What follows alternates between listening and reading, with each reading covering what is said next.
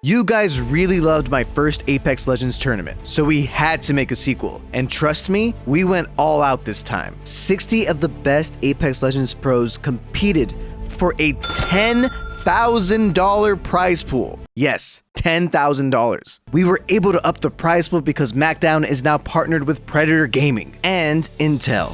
So thank you so much to Predator Gaming and Intel for not only sponsoring this tournament, but sponsoring this video. And just like last time, there's a twist. Every round, 2 of the legends will be banned for the rest of the tournament, meaning that you won't be seeing the same composition over and over again. Seer, which players will make it to the top, and which legends will be banned? It's time for the Macdown 2! Welcome back to the Macdown 2. I'm here, of course, with my best buddy for life, Boom Razzle. Macro, thank you for the introduction, and thank you for having me in Macdown number 2. You really wanted to throw a tournament on April 1st, huh? I was under the impression this was a prank. Yeah, some people thought I wasn't serious, but this is no joke. I think it's going to be even bigger and even better because we got some insane teams. But let's first talk about what the rule set is and why this is such a different type of tournament. So, Macdown 2. This event is 6 games total, ALGS scoring, and we have $10,000 in prizes to give away to our top players.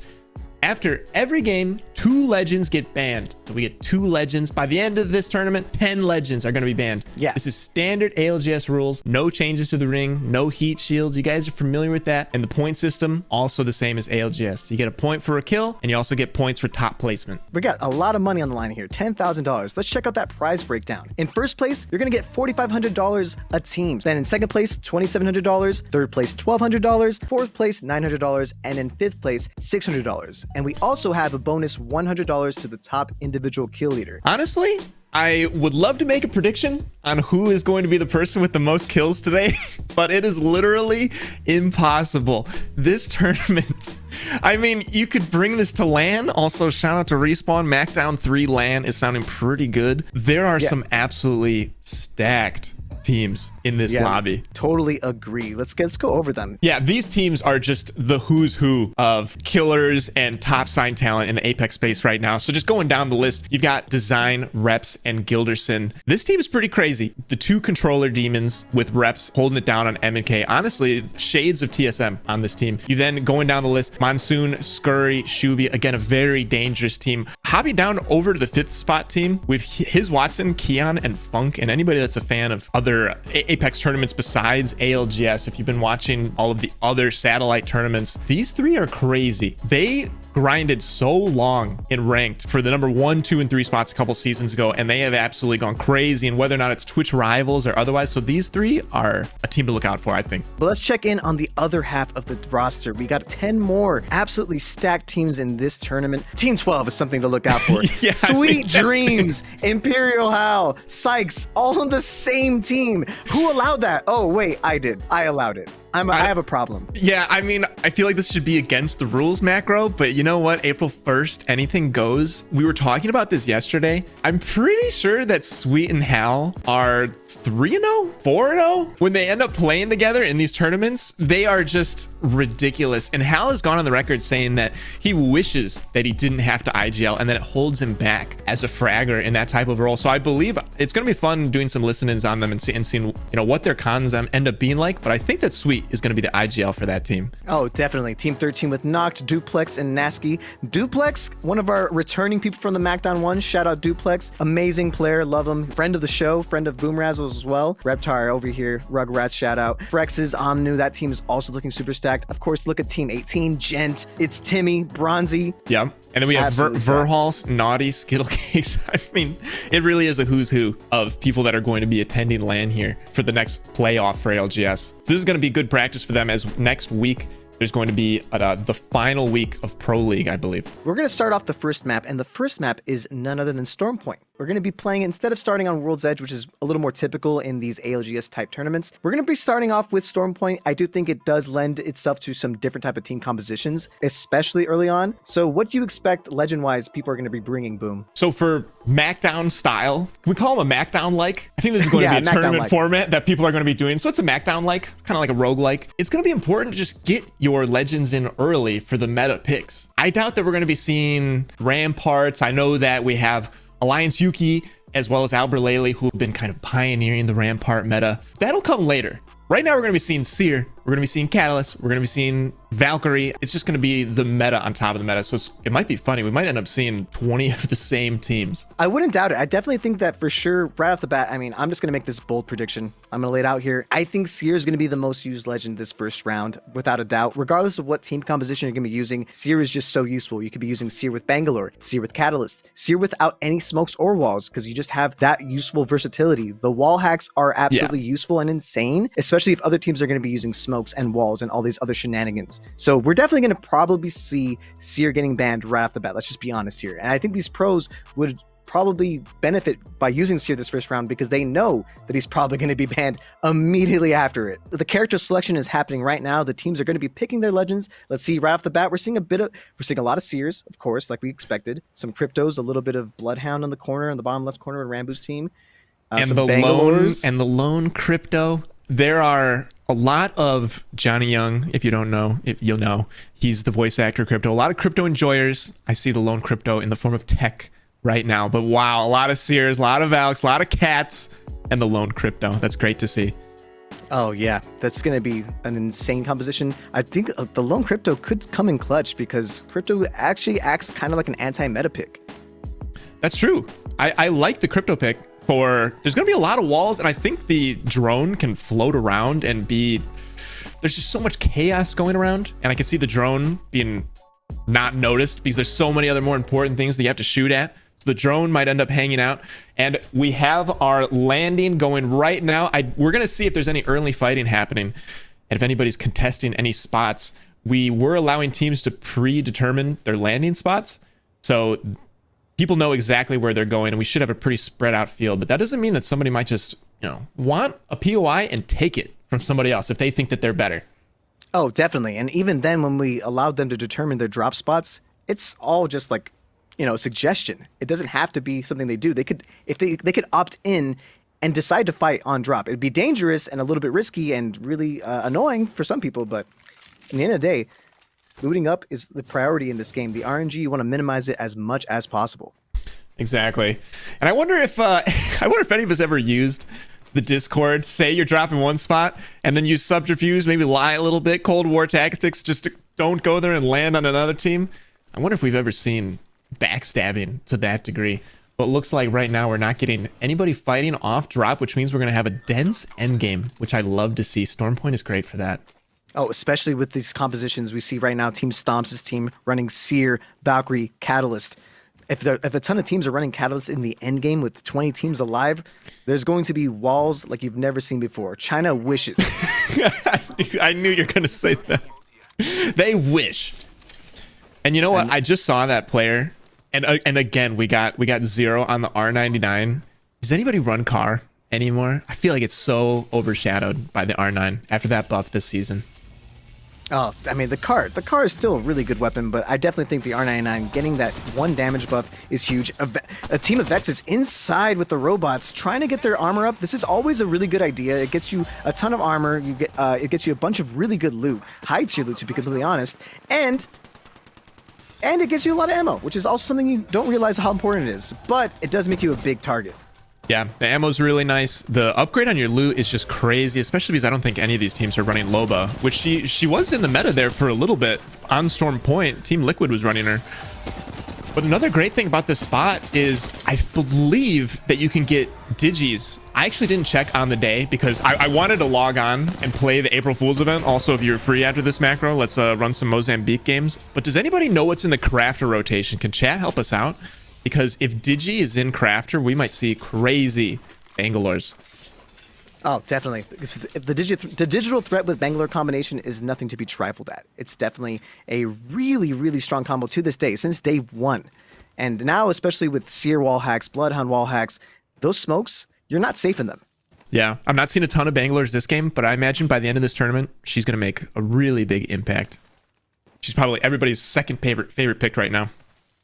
I wonder how important the crafting is to these teams. I think the teams that did land on crafting are probably going to be crafting either when it comes to batteries, upgrades to their armor, whatever it takes. But now we're looking at Team iShiny, one of the few teams to not run Seer or Catalyst. They're running instead a Valkyrie, Watson, and Crypto team composition. Wow. Okay, this must be the second Watson that we've seen now. We have Tech, and we also have RKN, who's on Sentinels.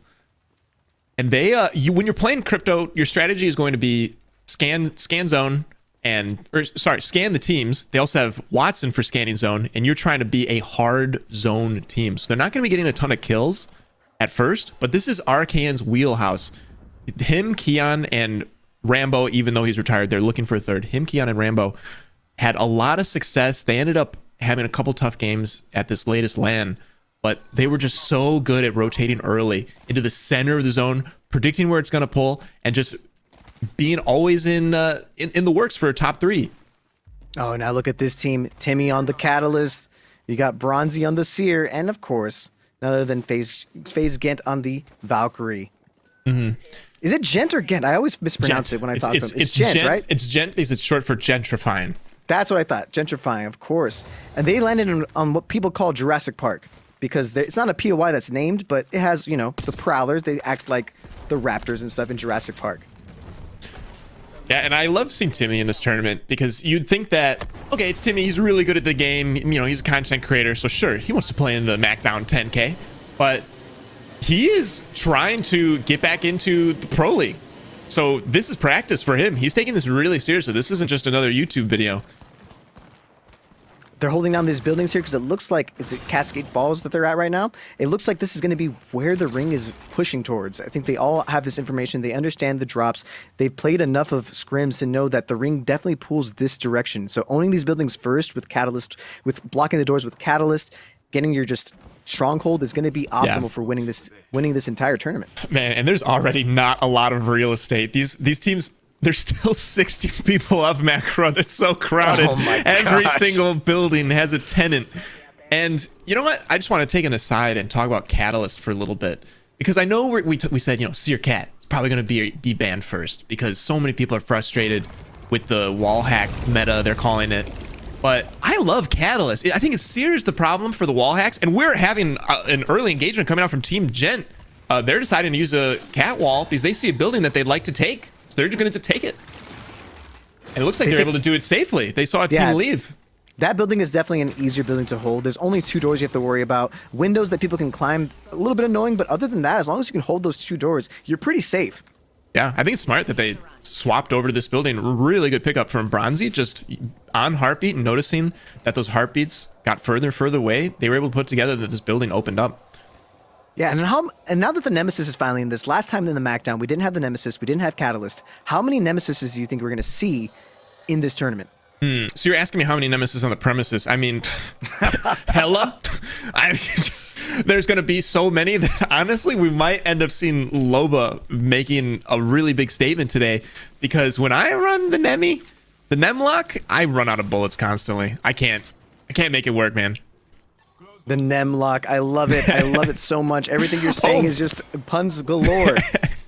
Right here, we have Team Monsoon already engaging in a bit of action here at the mill. The mill is one of those places that you have to fight. It's hard to hold down, so only one team can really be here.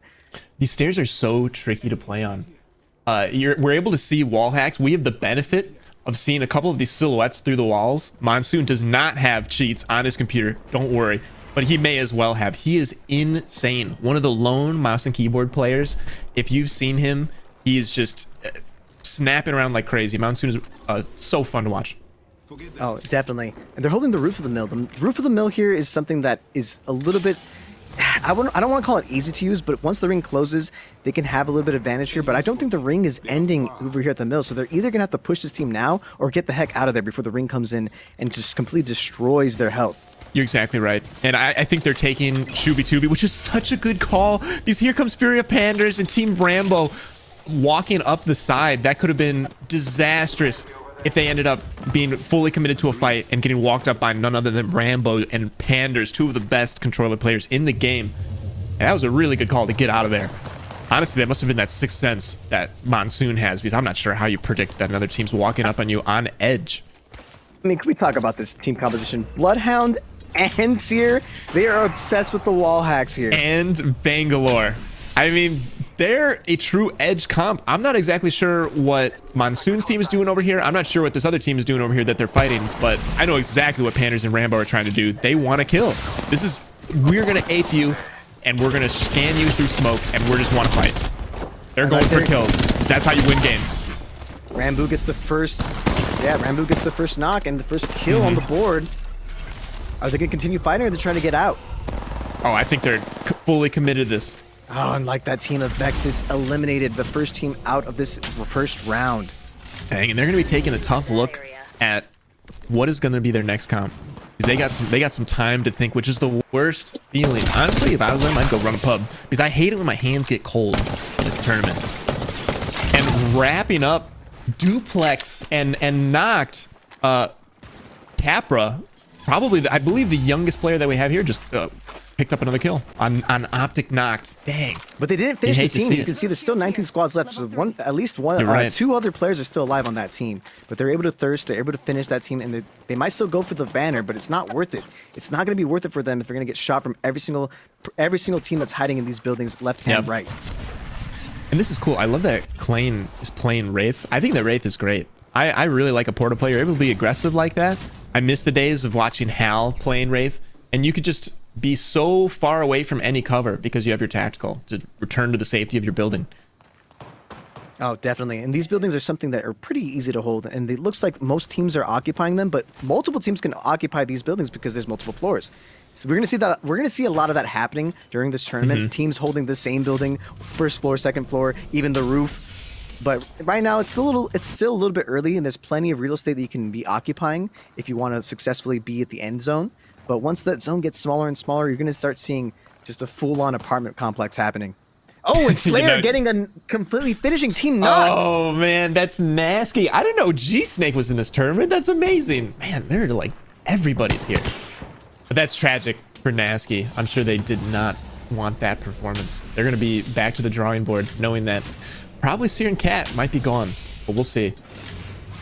Yeah, another thing about these tournaments is early on, the first couple of games, I think that's what works with the Macdown so well, is they're feeling each other out. They're feeling the lobby out. What is the talent level? They know that a lot of good players are in here, but how are people going to be playing? Are they going to be really aggressive? Are they going to be aping each other? Right now, everybody's being really, really conservative, which I think combined with later certain legends getting banned, it's just going to be so chaotic by the end of the tournament compared to now where it's so crowded. I think we're going to see people, you know what? I'm in 5th place. Only 4th place gets money. Let's go crazy and just try to get 20 kills this game. Oh, definitely. I definitely think towards the end we're going to see some insane compositions happening just to ape, just to get that final point, just to get everything they need to do to get into the money, or at least get into that kill feed, kill leader race. But right now, one of the things I wanted to point out is that currently, because of all the different new classes that were added to Apex Legends this season, there's only going to be 4 controller legends. I'm probably going to see a couple of them get banned, maybe all 4 of them, which is all that ring knowledge that you can have. Oh, interesting. I feel like in my lobbies, there's got to be at least, 55 controller legends in my games. Of course, had to do the joke. Team Yanya eliminated. I wonder if we have that footage of Team Yanya getting eliminated. That'd be amazing to go replay to. If not, it's okay, but that's already a 3rd team. Yeah, it looks like Panders went crazy. Yeah, Panders. And that's Panders and Rambo again. They're just, these edge teams are just doing laps again, and this is Verhulst this time with Naughty on his team going down. Looks like that's to Luxford, another really talented player, as they're fighting in the nut, is what this building is called. I call them the ballrooms. Either way, you call them the ballrooms. I call them the balls. I like having the ball in there, and they're having the ball right now. It's a 3v2. Another knock from multiple teams. It doesn't look like a ball, Macro. It doesn't look like a ball very much to Optic. Skittlecakes is 1 out, and he dies. No, not to Jen Burger. Jen Burden getting a kill on Team Verhulst. Already 16 squads alive. We're going to see this happening a lot. They're kind of in the open here. There's multiple teams on this ball. Please get off of the nut, please. I'm pretty sure that was 7 people that I just counted right there. And there it is, Rambo. His Watson. Team Rambo is eliminated. No, I think it's pronounced Rambo. Rambo, you're right. Jen Burton is not somebody that you want to be stuck in a tight hallway with an R9 on the business end. And he ends up going down to Funk, who is an absolute ranked grinder trying to prove himself in this tournament. It's just Lou versus the world. It's not down enough. to Lou. Funk able to completely team wipe. His Watson is able to survive. Hopefully, if this revive can happen, and it looks like it is going to happen. They're getting the armor swap for him and everything. Boom. Look at that reset. teammate. Look at that teammate. I love the armor drop. That's such a high level thing to do. So because people are so aggressive in these lobbies, you never know when somebody might be creeping around the corner. Getting that 100 health, 125 health to get red armor is so important to have immediately rather than hitting a bat. I'm actually kind of impressed by how quickly this lobby is getting terrorized. 14 squads remaining. I still think we're probably going to end up seeing 12 squads lasting to the end here, but there's just a lot of open area that makes it very unsafe to rotate for free. Yeah, and I mean, we haven't seen a perspective of a team that's scanned in a minute. I'm not sure if there's any scans remaining, but a lot of people are betting that it's pulling Cascade Falls. This is going to be hilarious to see who are the winners and losers of this zone pool, because some people seem very confident that it is not going to be in town. Yeah, and great shots coming out from Slayer on the scout. This whole area is just contested by multiple people. There's a team inside of the caves, there's teams inside the buildings, fighting happening all over the place. They're going to see a lot of knocks, but maybe not a lot of finishes because, you know, they're safely inside. But then Team Fun, I spoke too soon. Team Fun is now eliminated from this round. And that's Hal going crazy on the R99. Again, being IGL'd by Sweets. This is just Hal having fun. He's just enjoying himself. He doesn't want to think about where they have to go. He just wants to aim his little sticks at the enemies and go nuts. But things aren't going well for Hal's team. He's on the sticks right now, and Sweet and Sykes, his two teammates, just died, but it looks like they're still alive, so Hal must be ratting somewhere. Retzi is killing Klain right now in this building as they're trying to make entry. They're being harassed by crypto drones. That's so annoying. Yeah, it looks like Hal's team is actually out. If we can get a replay of that, that'd be huge, because I would love to see what exactly went wrong for Team Sweet Dreams. But otherwise, Team Tech able to stabilize, able to get their footing going. In the background, and they're in an awesome position. They don't have Cat or Caustic to necessarily hold down the building, but it looks like they don't need it because they're just using aggro crypto. New and improved. He's scanning characters, not zones anymore, because Respawn said, you know what? We're going to have battle crypto from now on. And out comes the laser. Team Gen just poking getting that armor up. It's so valuable to have a charge rifle for your team, but I just think it's hilarious that all of these teams banked on the zone being in town, and it pulls away. The people outside town end up getting rewarded as Nathan is fighting for his life behind this cat wall. I don't know if it's that good of a reward, Boom. The reward is now you're in the open with two teams on each side of you, pinching you in. I don't know if it's a reward. Doesn't seem great. And like that hack, able to knock energy Nathan. Nathan is now down and out. Dude, Nathan, no. Knock brought to the edge of his life. An incredibly talented player. If he can pull off that bat, I mean, this is still a really dangerous team. Enemy and Nocturnal, who they need to push across this little riverbed. And as a two-man, this is going to be really difficult. I'm actually so curious if they're going to be able to take this, because that is a really talented team. That looks like Senox that's holding them out. Yeah, the fact that Sear's able to just shoot them already, that's not looking too good for... Oh, man. Knock! Oh, man. Knock with the knock. They have a bow. Of course, Nano hit him with the bow check. Are they going to push this? Not a bow, bro. I don't think so, because you know what? They just got to walk into them. Perfectly timed. Val tactical, even though they don't end up getting the re-knock on Nocturnal. And they just dropped downstairs. Watson. I think that's a foregone conclusion. Let's check in on Timmy and Bronzy. Oh no, back to his Watson cleaning up. Yep, there it is. Enemy. His Watson's team holding underneath underground, but that means they only have one option. They have to take that zip up, or they had to get, or they have to do it now. They have to do it now or later. It's now or never. What is the play? What is their play? They're going to the left. Are they going to hug left? Are they going up? Right now, I think that's a hold. And right now we see Gent, Timmy, and Bronzy trying to hold the roof, fighting off Arc Stars. Excellent timing on that battery. That's so clever to just tank the damage and then hit the bat. No, it is clever to be doing that. I thought they were playing the storm a little bit there, but they're kind of in a little bit of a precautious situation here. They have a building with a roof, but they can't stay in this building for too long because they're going to take tons of storm damage. Yep.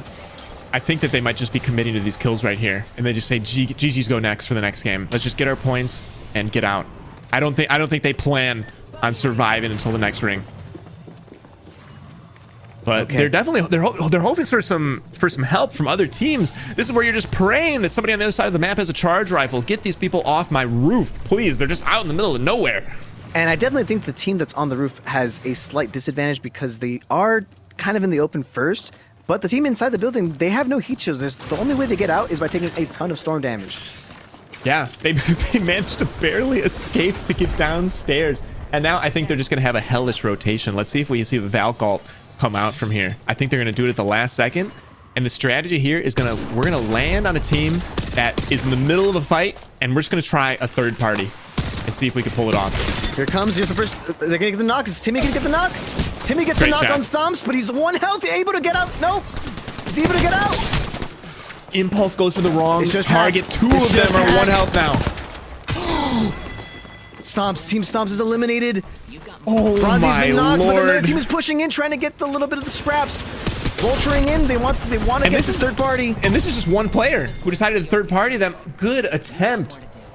Now Team Shiny is eliminated, but Timmy able to clutch it up for his team. They're still in. They're top 6 with KP. That cancels their Valkyrie. They're not going to be able to fly in like they wanted. They have the cat wall. He tries to put it down. Timmy, did the wall go down? It did. To try to cover their cross. Now we have the 3-story apartment, like you said earlier. We have Tech on the roof. We have his Watson on the bottom. And here we have Reps looking at this edge team, just raining down hell with his scout. Oh, they know that this team that's on the tree, this tree is not real cover. The fact that every single team in the lobby can see them, it's going to be really rough for them to get out of this. But there's some Bangalore smokes, maybe a Catalyst ultimate. There's a couple things that could get them out of this precarious situation. But look at this. Everybody's here. It's a house party. Oh, and there ain't no party like Macro's house party. It looked like Tech was to the edge of his life before he was able to get to cover. And I don't know. I believe this is Aj's team over in the corner, and they're being held out by Guild, Reps, and Designful. This is not looking good for them. As Team Tech is removed from the game by Keon, Watson, Funk. I told you that is the team to look out for, with Keon probably being the kill leader. I'm sorry for the caster's curse in advance. So much firepower coming out of that team. Oh, Team Saucer needs to just stabilize here. They have the roof control. As long as other teams climb up, they're going to be fine. And Team Reps was distracted. Aj's team was able to walk in and take a little bit of space. They're playing the side now, and now they're the ones putting pressure on Reps' team. And then 2 of them are 1 health. What a turn of events. Nano takes them down. Designful with the trade. I think Aj wrapped it up. Designful just dropped the ball. I cannot believe they were able to get out of that tight situation in the corner. But I think it's only Aj is left standing. Yeah, so I think we're now 3v1. Yeah, I think one of them is definitely ratting on the underneath. But the thing that's going crazy right now is Team His Watson. Team His Watson is inside. They have probably the strongest control because they own the interior of this building. Slayer's just able to re-knock Presley. Sorry, it was 3v2. Now back to 1. Aj is fighting for his life. Retakes the roof with Valkyrie, which is so aggressive. I don't think it paid off for Funk. Definitely not. They're able to get an armor swap, His Watson, but he's only on blue. Only on blue, trying to protect his teammate, but it's not enough. Funk is the only one alive with 1 HP. If the storm touches him, it's over. He can't heal. And this is 2v1. And oh my god! With the R9, 1 clip. Oh, no. And Team Sauce Roar gets the dub at the end, and the ring didn't even have to fully close for that to happen. Very aggro. The teams are playing a lot more aggressive than they normally would in ALGS, but look at that. Team Sauce Roar, Zinyu, Slayer with the victory. Running a Seer, Catalyst, and Valkyrie composition. That scared me. That scared me to another level, seeing that R9. I didn't know that the gun was able to do that. Mine doesn't usually look like that. I'm mortified after those shots from Funk. I mean, they decided to buff the R9. That's what happens when you buff the R9. A lot of crazy plays were happening there. A lot of Seer, a lot of Catalyst. So first place, Team Sauceroar with Slayer and Xenu getting 12 placement points and of course 8 eliminations for a total of 20 points. But second place, his Watson able to get 10 kills on the board. I did expect their team to be doing really, really well in terms of getting kills. On their heels, that's shades of that LAN in Raleigh when his Watson just reinvented aggression. And I think we're going to be seeing more of this team just going big or going home. They're going to be pushing everybody, and they might end up getting paying for that. These teams that made it to the top 10, a lot of kills were on the board. Even if they didn't get many placement points, they were able to get a ton of kills on the board. Let's look at Rambo's team. If you look at Rambo's team, that's my favorite team right now because they only have elimination points. They have 0 placement points. They're just running around edge killing people, and that could end up with a 30 bomb by the end of the day. And then to all of our surprise, Sweet Dreams, Imperial Hal, you know, a little 3 spot there. We take those. They're gonna lick their wounds and come back in the next game probably stronger. Couple teams walking out with no points doesn't mean they're out of this tournament. There's plenty of points to be had, and with no Seer potentially, I think Seer is definitely going to be the banned one. Let's figure that out. Seer, surely it was Seer. It has to be Seer. Cat? And right off the bat, it was Seer. Right off the bat, Seer is banned off of usage. And now we're going to be voting on the next 3 legends. We'll talk about who exactly got banned after this commercial break. So stay tuned for that, and we'll get right back with game 2 right after this.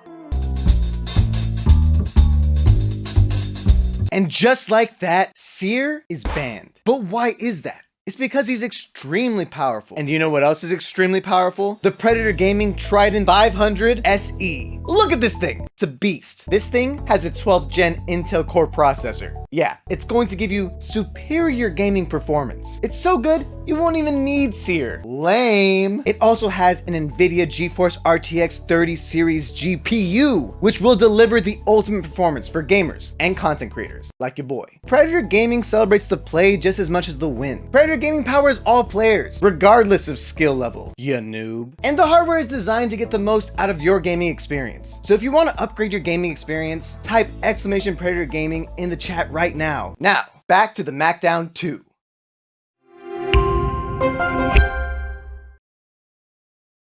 Okay, now we are back, and let's see exactly which legend was banned. There were 3 options that we could have chose. It was Valkyrie, Catalyst, Bangalore. Those are the 3 options that were being voted on. And who did chat take down? Let's see exactly what you guys did. Valkyrie got banned. I'm really excited to see Seer and Valkyrie gone. Also, I've got some beef with chat.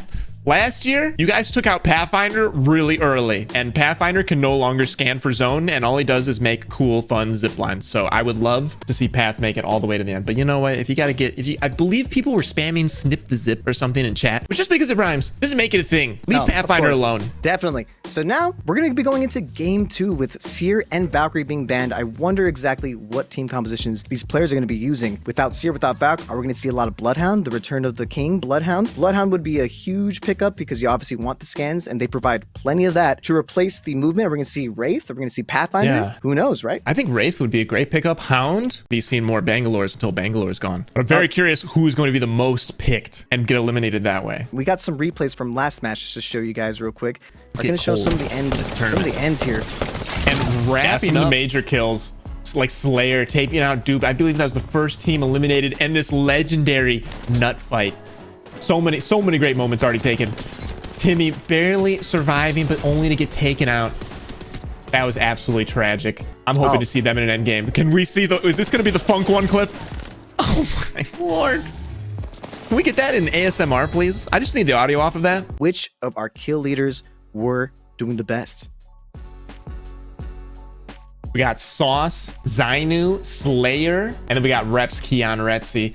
Keon, number 5 spot. That's my pick to click right there. But congratulations to these 3 legends. They're currently leading the kill race in the eliminations. I mean, the fact that you see that the top kill leaders are all Valkyrie, it makes sense. Valkyrie is such a useful legend when it comes to getting those individual picks. Someone's up top weak, trying to heal. It's too bad. Someone's down below, well, you're safe because you can drop down, get the kill, come back up. She's just the most versatile legend when it comes to vertical mobility. Wraith is also pretty good at getting in and getting out for free as well. I'm really excited to see what the pros end up deciding to do for this. I mean, we're going to look at their entire roster. They're not picking their characters right off the bat. Bloodhounds galore, a lot of Bangalores, some Caustic, some Cat still, because Cat is still in. Cat is still in, and we're hoping this year, everybody, since it's the second Macdown, We're not going to be seeing any misclicks. We've got a lot of resources for the pros to be reminded of what is banned, who is banned. Doesn't look like any misclicks. Doesn't look like any single banned legend was picked there, which is great. We're going to be on Stormpoint. A lot of really unique team compositions. Not as many Bloodhounds as I expected. I guess Bloodhound is not as favorable as Seer is because you can't really combine Bloodhound's abilities with Catalyst walls, which is probably why Catalyst wasn't banned in the first place. They didn't see much value in Catalyst outside of Seer. No, that's exactly right. I mean, Catalyst, I think she's really strong defensively, but it's just downright broken in tandem with Seer. And we're getting people leaving the ship already. I'm so curious if teams are going to end up shaking it up for their drop spot, end up maybe seeing a weaker team or maybe a top team that they're going to say, you know what? I don't want these guys to play. Let's land on them. It looks like we're not having any contests yet so far. But Phony's landing really close to Mamba. What's going on there? Oh, there's probably going to be a little bit of action there. Phony's getting a little close. You're getting a little close. Oh, you know what? This is Grand Theft Auto. He's stealing the car. That's so petty. We got to see Chase Phony. Let's see what he's doing. Is he doing it right now? He's taking the Trident. He's going to be taking the Trident all the way to Launchpad.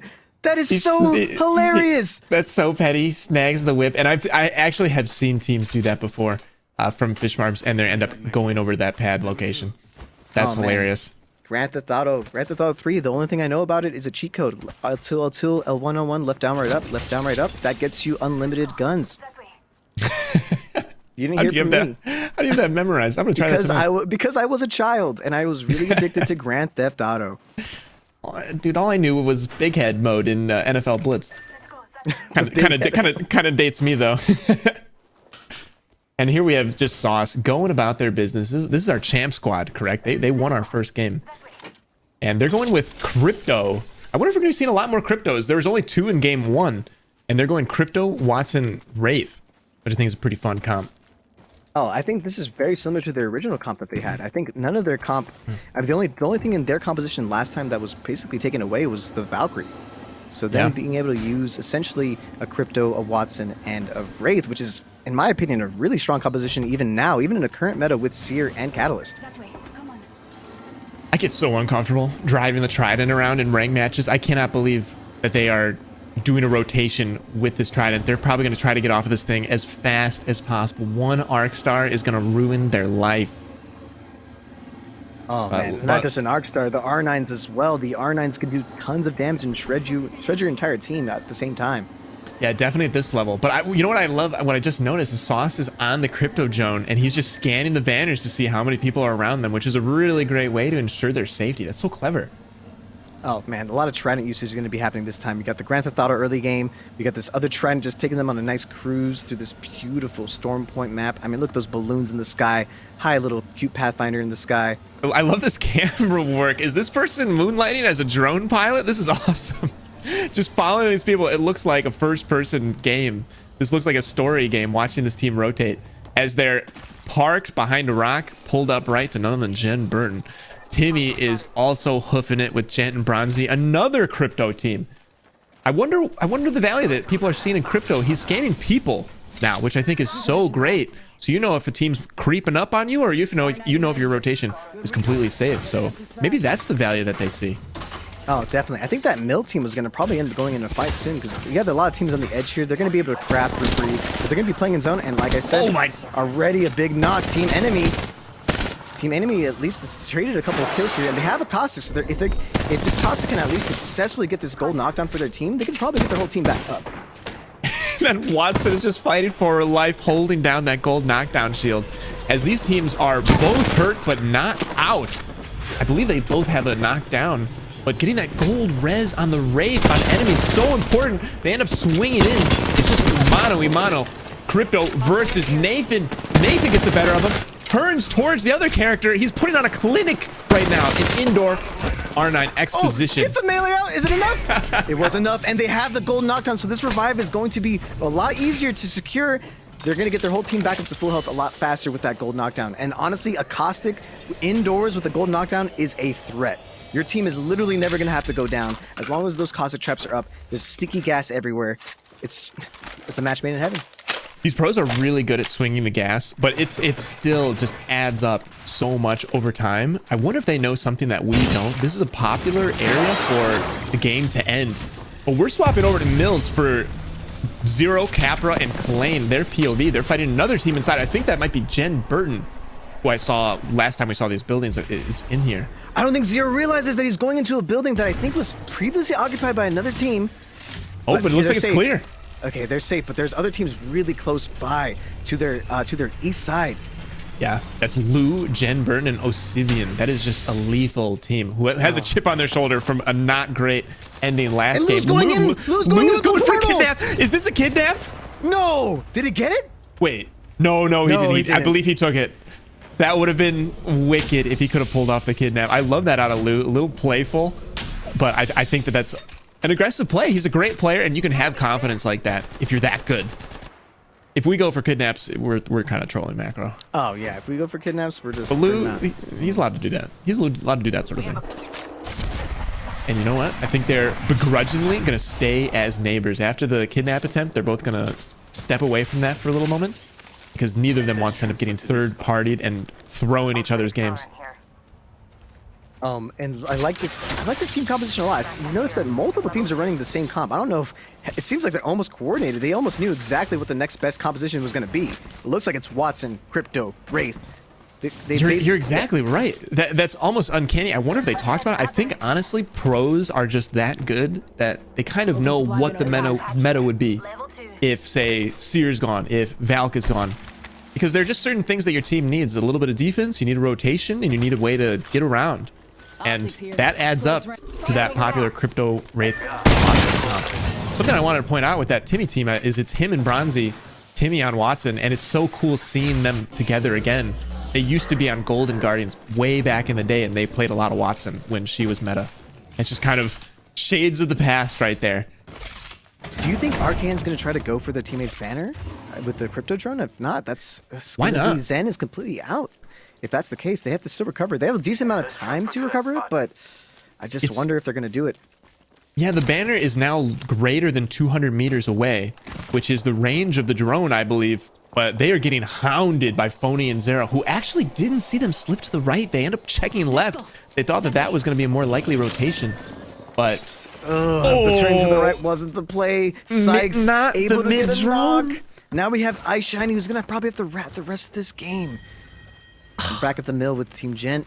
Team Gent has pretty decent loot. Other teams, I've seen a lot of teams now. A lot of them have just white armors, barely good backpacks or anything. This team looks pretty stacked. They got the R9 with the Digithreat in case the other teams are running Bangalore. They got the Nemesis out here.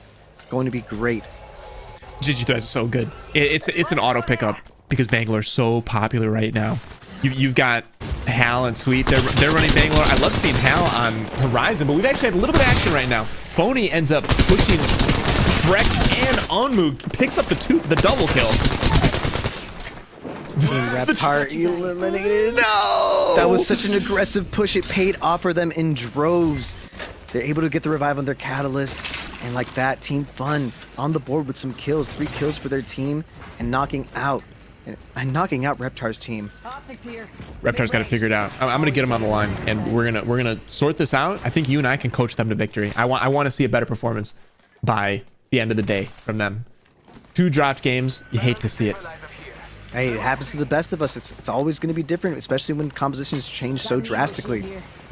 Yeah, it's going to be really unexpected. But thankfully, teams aren't being reckless yet. We still have 18 up, even though we've had a lot of notable people die. Sweet ended up picking up a Nemesis kill on Designful. And then Guild, the trade right now. If we can get a look at Guild and Sweet fighting right now, those are teammates who love each other. And I'm sure that, if they didn't have to kill each other, they wouldn't. But trades going down in the kill feed. They end up getting the res on Design. This is a great fight. Honestly, 2 titanic teams going at it. And double teammates. We have Gilderson's against Sweet. Reps against Hal. This is such a great matchup. Already first knock. Hal with the first kill on Reps. Is controller better than M&K? Designful getting a couple licks in. Reps is 1 health, 1 HP. It's so important not to get killed. Oh man, it's just so dangerous here. Couple knocks here and there, but man, fighting on checkpoint, it feels like this. Sometimes you can't really drop down. If you drop down, you're out of the fight completely. Can they get the revive? I think they might be trying to get the revive here. They're gonna get the revive. I'm not exactly sure what spooked Hal's team, or if maybe there's a gentleman's agreement because it's, you know, Hal and Sweet fighting reps and guilds. Is there some sort of, hey, these are our friends, I don't want to kill them? I think they heard the Ice Shiny. Ice Shiny got his team up. If you see, Ice Shiny was able to get a res there. They heard the res. They got a little spooked by that res because Ice Shiny was able to get one of his teammates back.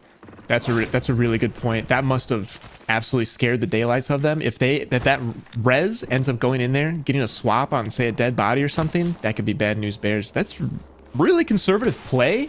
I think after having a not great game 1, I think they want to get a great end game under their belt before they end up doing anything crazy.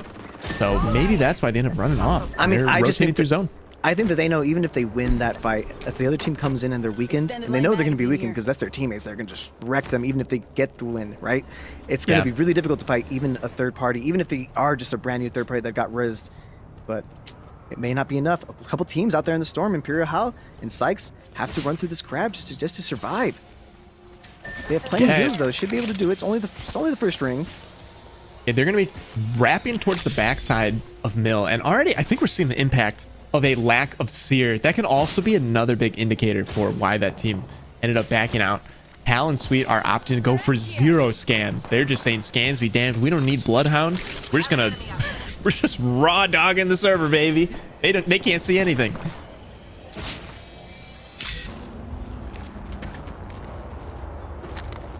Oh, we're looking at this beautiful map. Then, what do you think this ring is going to be ending, Boom? Predicting the ring is so difficult without any knowledge. I'll take a guess for this next pull, because if the zones end up touching, it's likely to continue pulling that way. And his heals off. Bangalore ultimates coming galore. A lot of smokes are happening here. Imperial House team, they don't have any way to scan through these smokes, so they have their own smokes of their own. They have smokes of their own, but the moment a Bloodhound comes in with a big scan, they're not as safe as they thought they'd be. But luckily, that's where the Catalyst comes in. I can kind of see the logic of this. Catalyst is their main rotation piece. Bangalore is just their way to kind of get their heals up. And of course, Imperial Hal on Horizon, because good mobility, vertical mobility is very useful. Yeah, he's going to be getting aggressive with Horizon. That's what he likes to do. Take her tactical, throw her ultimate, spam with nades, and then just land on people's heads and just use that aim assist to just destroy people. They're not fully committed to this. They're not completely committed to this cross, but they get a ton of damage on Panders, and that's the cue for Hal to go in with his ultimate. Panders is able to pull off a battery, but if they just had some nades to spam with that Horizon ultimate, that could have been huge. But they're going to be closing the gap with Cat. Catalyst walls have become so versatile and so useful for a majority of these fights, able to just completely get out of it. Even though the walls don't stop damage from incoming, you can't see anybody, and not seeing anybody is like not believing. And if you can't believe, you're not going to get that win. Team Yanya's team was completely eliminated. Guild able to get the final kill on Yanya. I wonder if we can see that off screen. Really good backup from Panders' team and Rambo. Shiny gets the knock-in kill. Shiny was able to get the kill on Imperial Hal. That was not even part of this. He doesn't even go here. That is so frustrating for Hal, getting just picked from Shiny from a distance. Shiny, is he a solo? I just see him way far away. I think Shiny brought back one of his teammates, and that's it. I think Shiny literally just has a teammate, and I think that's it. Even then, actually, he might be solo. He might be completely solo. He just got the pick on Hal and decided to just get out. That is actually crazy. Shiny, oh my gosh, he loves to be shiny. And Lou is looking. He's looking for Sweets. He knows that somebody's left over here. It's Sweet that is on his own. Sykes get picked, and honestly, they're getting triple swung. That is pure Wraith right there. That's why I think Wraith still deserves a spot in the meta, even with Seer and Cat. The ability to just overextend from your building. Look at this portal. They saw weakness. That is so broken. Wow. Isn't that crazy? I love that call by Lou to be like, hey, I see a weakness over here, and we're freaking amazing at this game. I'm porting. And he just makes the call. Hey, one of you comes with me. The other one holds the building. They end up cleaning up Sweet and Hal. Another frustrating 15th place for that team. Maybe it makes you consider, I don't know if Catalyst, maybe the chat should have voted for Catalyst instead, but you know, we'll have to see next time around. We'll see what happens. Might have saved Hal. Chat, this is on you. Our rat Shiny eliminated, but technically eliminated after Team Sweet Dreams. I think it puts him in some points, some placement points. Yeah, at least with a couple kills, and we're seeing so many people injured right here as we hack and impulse. we're taking around Avexis. Yeah, teams are playing a lot more aggressive than I thought they were going to be playing. This map does lend itself that way. Because like I said, there's a lot of openings, a lot of strange rotation, a lot of strange range pools. And Stomps can get that better enough. It's not going to happen. Man. Not going to happen. Monstrosity able to get the kill on Stomps. That's just unfortunate. And now we see Shooby Tooby, who is a controller demon with Monsoon and Scurry. They're playing this edge. They want to get some kills. If you notice in the background, his Watson's team gets eliminated.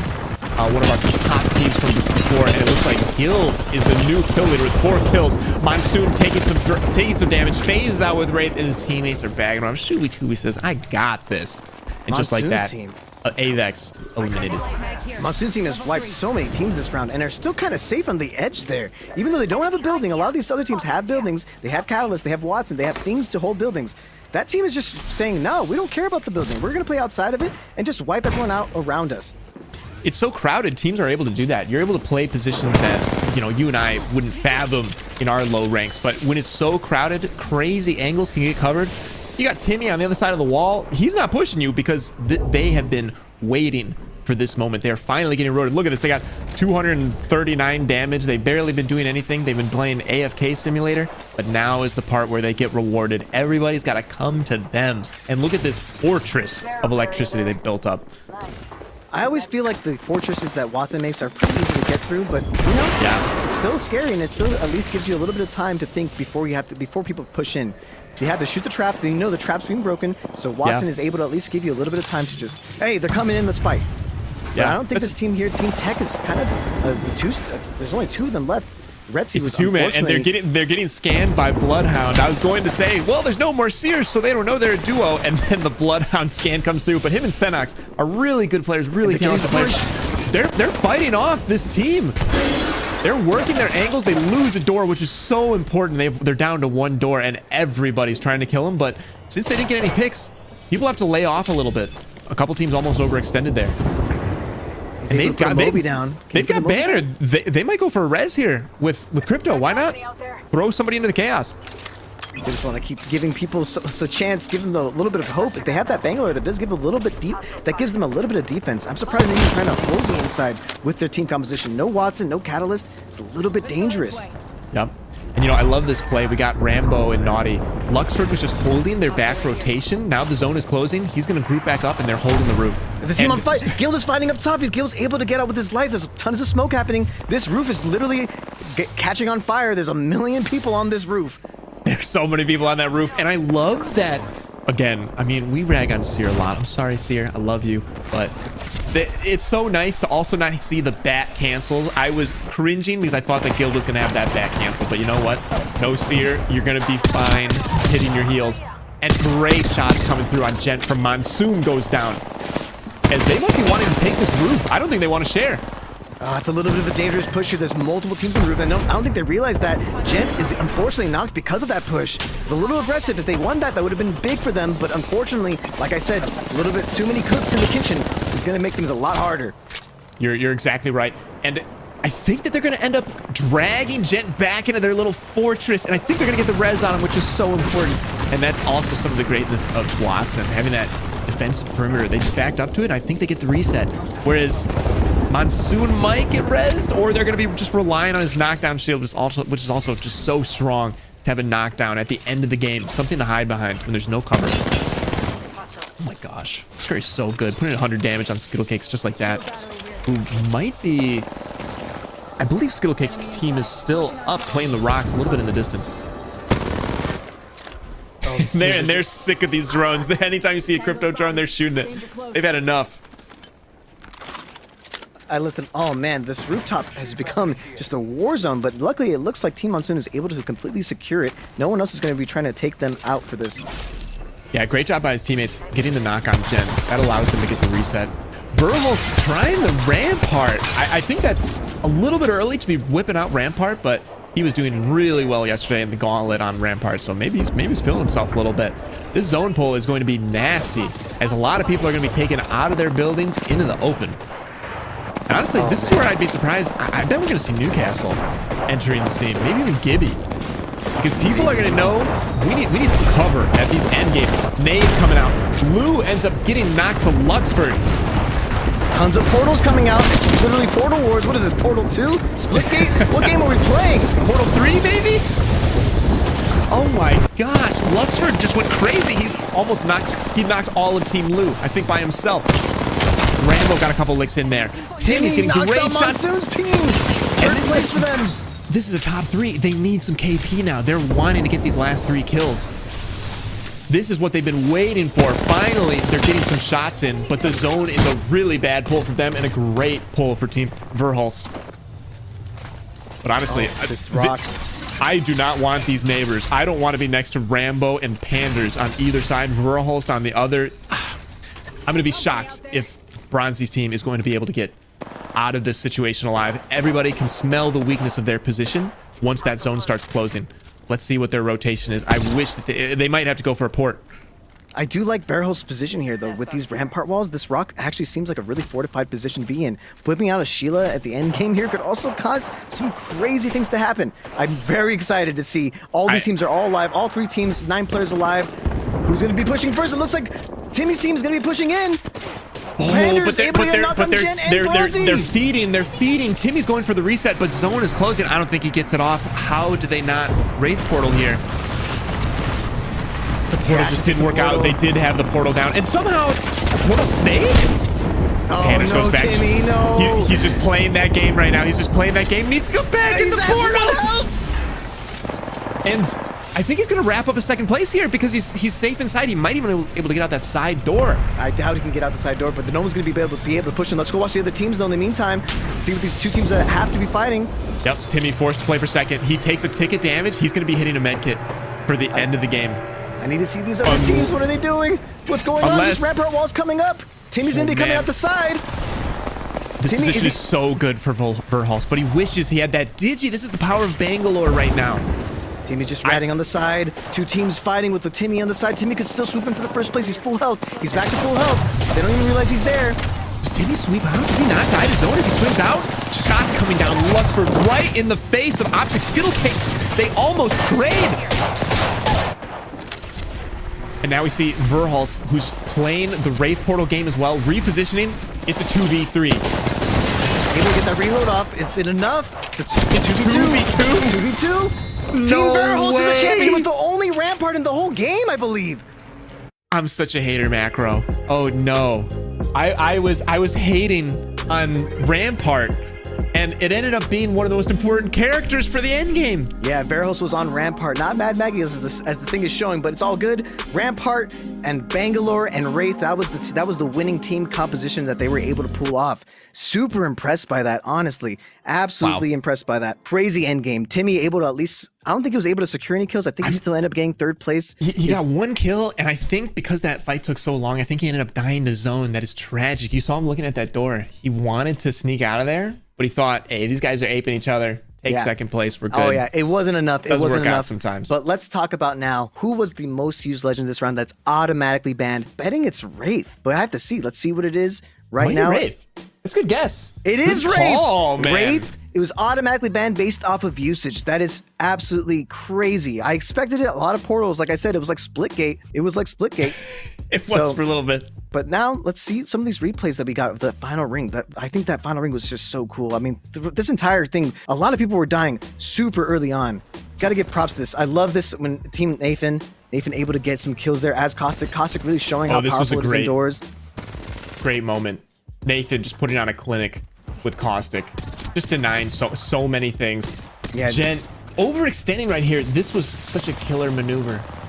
And then of course that end game with Rampart was so good. It's so oppressively strong to be able to shooting through one-way walls. Oh yeah, who would have thought Rampart would have been the play there? But hey, Verhulst knows something I don't know, and that's all that matters. Timmy, though, securing getting at least staying alive as long as he did with the 1 sliver of health was insane at the end there. And of course, we saw Verhulst getting that crazy R9 pick, and it's all she wrote. These are the characters that are going to be banned after the break. And with that, we'll be right back. Go vote on who you want to see removed from the next game and every game from here on out. Go vote.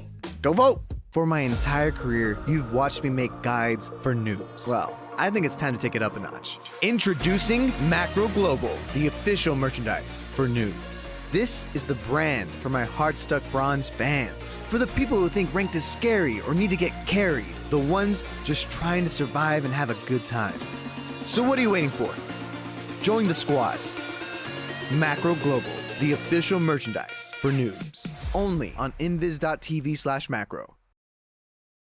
And we're back. I think we're going to talk about which legend was banned, right? Yeah, that's what we're talking about. There's an instant ban, which was Wraith this time around. We also had chat voting, if you remember. In this game, it's Bloodhound. Ban the scan was making the rounds in chat. I love it. There's going to be very few options left for scans. We got crypto and I think that's about it. Yeah. Which is great. We're going to see a ton of crypto because of this. I don't know if Bangalore is really going to be that useful now without the scans. Catalyst, maybe still useful for some compositions with like Watsons, with Caustics. We're probably going to see a ton of crypto, a ton of Watson, a ton of Caustic. That type of compositions are going to be happening. That's true. And I'm hoping that Maggie starts to see a resurgence. I think that Maggie is just so fun for getting around. And people can just be so aggressive with her riot drill, especially the pros. They just use the drill in a different way. They can pinpoint where Watsons and Caustics are hiding in buildings and just rain terror on them. No, definitely. So let's check out the standings. Let's see where our pros are right now. In first place, Team Rambo with 18 eliminations total. So getting those 9 points has put them over the top, which is huge. But of course, some of the teams that we expected to be up there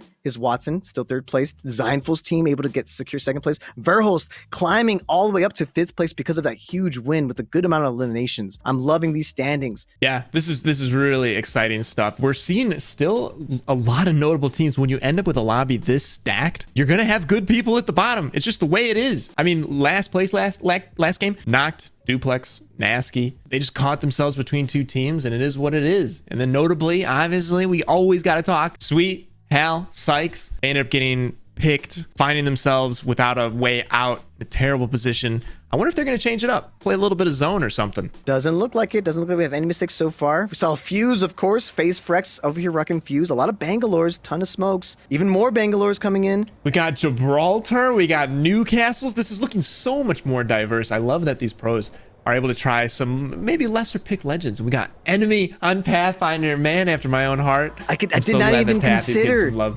I didn't even consider the amount of Ashes here. I forgot that Ash is technically a movement legend. It's basically Wraith, but a little bit more linear, if you want to put it. They made Ash's ultimate so loud. And that's important. It's important to be able to accurately telegraph when an ability is happening. But man, she's no longer sneaky anymore, and she's just so obvious, her pushes. I wonder if Ash is going to work. She was just buffed. Her tactical's a little bit better, but she hasn't been getting too much love. Oh my gosh, talk about a forgotten legend. And we got Rampart. Verholst is sticking with the Rampart. I mean, why change a good thing? They got Naughty on Bang, and they got Skittle Cakes on Ash. That's a really fun comp. I like it. We might be seeing Verholst use Rampart most of the time because I don't think Rampart's even going to make it to the top 4 of characters to be banned. Yeah, you're right. I'm not sure if I saw another Rampart through the list. So he might be the lone wall putter-upper in this lobby, which is honestly, I think that's really cool. I think Verholst is going to have a fun time just being the one guy to put up those walls. I think that's also going to be something that we're going to see. The teams that probably do the best are the ones that are using the compositions that are a little bit off meta, a little bit off kilter, and therefore their legend is going to be used the whole time. But right here, we already got a fight, Team of Vexus. This is Cenote Cave, and oh my gosh, I told you, Mac. I told you about the riot drills. These guys are nasty with them. I hate getting a riot drill to the face. That is painful, but it looks like they're able to stabilize on the roof with a little bit of horizon all. His teammate isn't able to retake, and we're going to be doing an indoor battle here. This is a very They must have been landed on. They definitely got landed on Prophet, able to get a knock on Monsoon. Monsoon is knocked right now, but they are inside. I think. Oh no, the nade hits his own teammate. The miss nade. Oh no. The weird nade throw there. It happens. Player collision is a thing.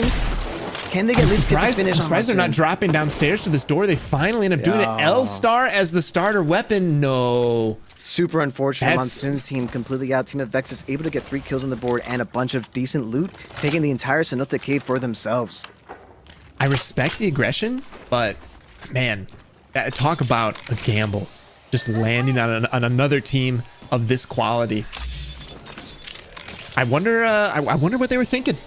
I think they're thinking, hey, we're not doing too hot the last 2 games. I think we need some points. We need to maybe be aggressive early on because these compositions don't lend themselves for really strong compositions for holding the roof, but they can, or holding buildings, but they can be really strong for pushing teams, especially on drop. And as long as they found 2 guns each, and they found 2 guns, K armor, they just said, F it, let's go for this contest right now. Yeah, let RNG take the wheel. It just didn't work out in their favor. You hate to see it. Oh, now we're swapping over to perspective. Timmy on Pathfinder. That, I love it. Can we just talk about how Watson. Can we just talk about Jen's team is almost identical to the last team? They're running the Crypto, they're running the Watson, but instead of Wraith, it's now Pathfinder. Oh, that's a good point. That's a good point. That was their comp last time. It was Timmy on the Watson though, so that's what had me tripped up. On the kill feed, Skittle Kicks, able to get a knock with the charge rifle. It worked out for them. I mean, if you keep putting yourself in top 3 situations, you're gonna end up high scored in this competition. All you need to do is transfer that into a couple first place, then you're good. I think that's their strategy. They're gonna use Crypto for locating where other players are, Watson for zone, Pathfinder to get them there. And this is the fun part of the game. This is the triple Pathfinder zip moment. Right around the time in the game when Pathfinder gets his ultimate, about 25 seconds later, the 2 packs drop. You're able to make 1 zip line, scan, another zip line, scan, 3rd zip line. Literally better light rail infrastructure than America. Oh, definitely. I mean, we don't want to talk about that right now because we want to talk about the fact that teams are fighting. There's a lot of this end zone is looking like it's going to be ending closer to Barometer, and Barometer to me is one of those crazy end zone with tons of verticality, tons of places to just rat and hide. Oh, Bronzy though getting shot from across. Zen able to knock Bronzy from across the map with the G7 Scout. Nades are coming in. So annoying.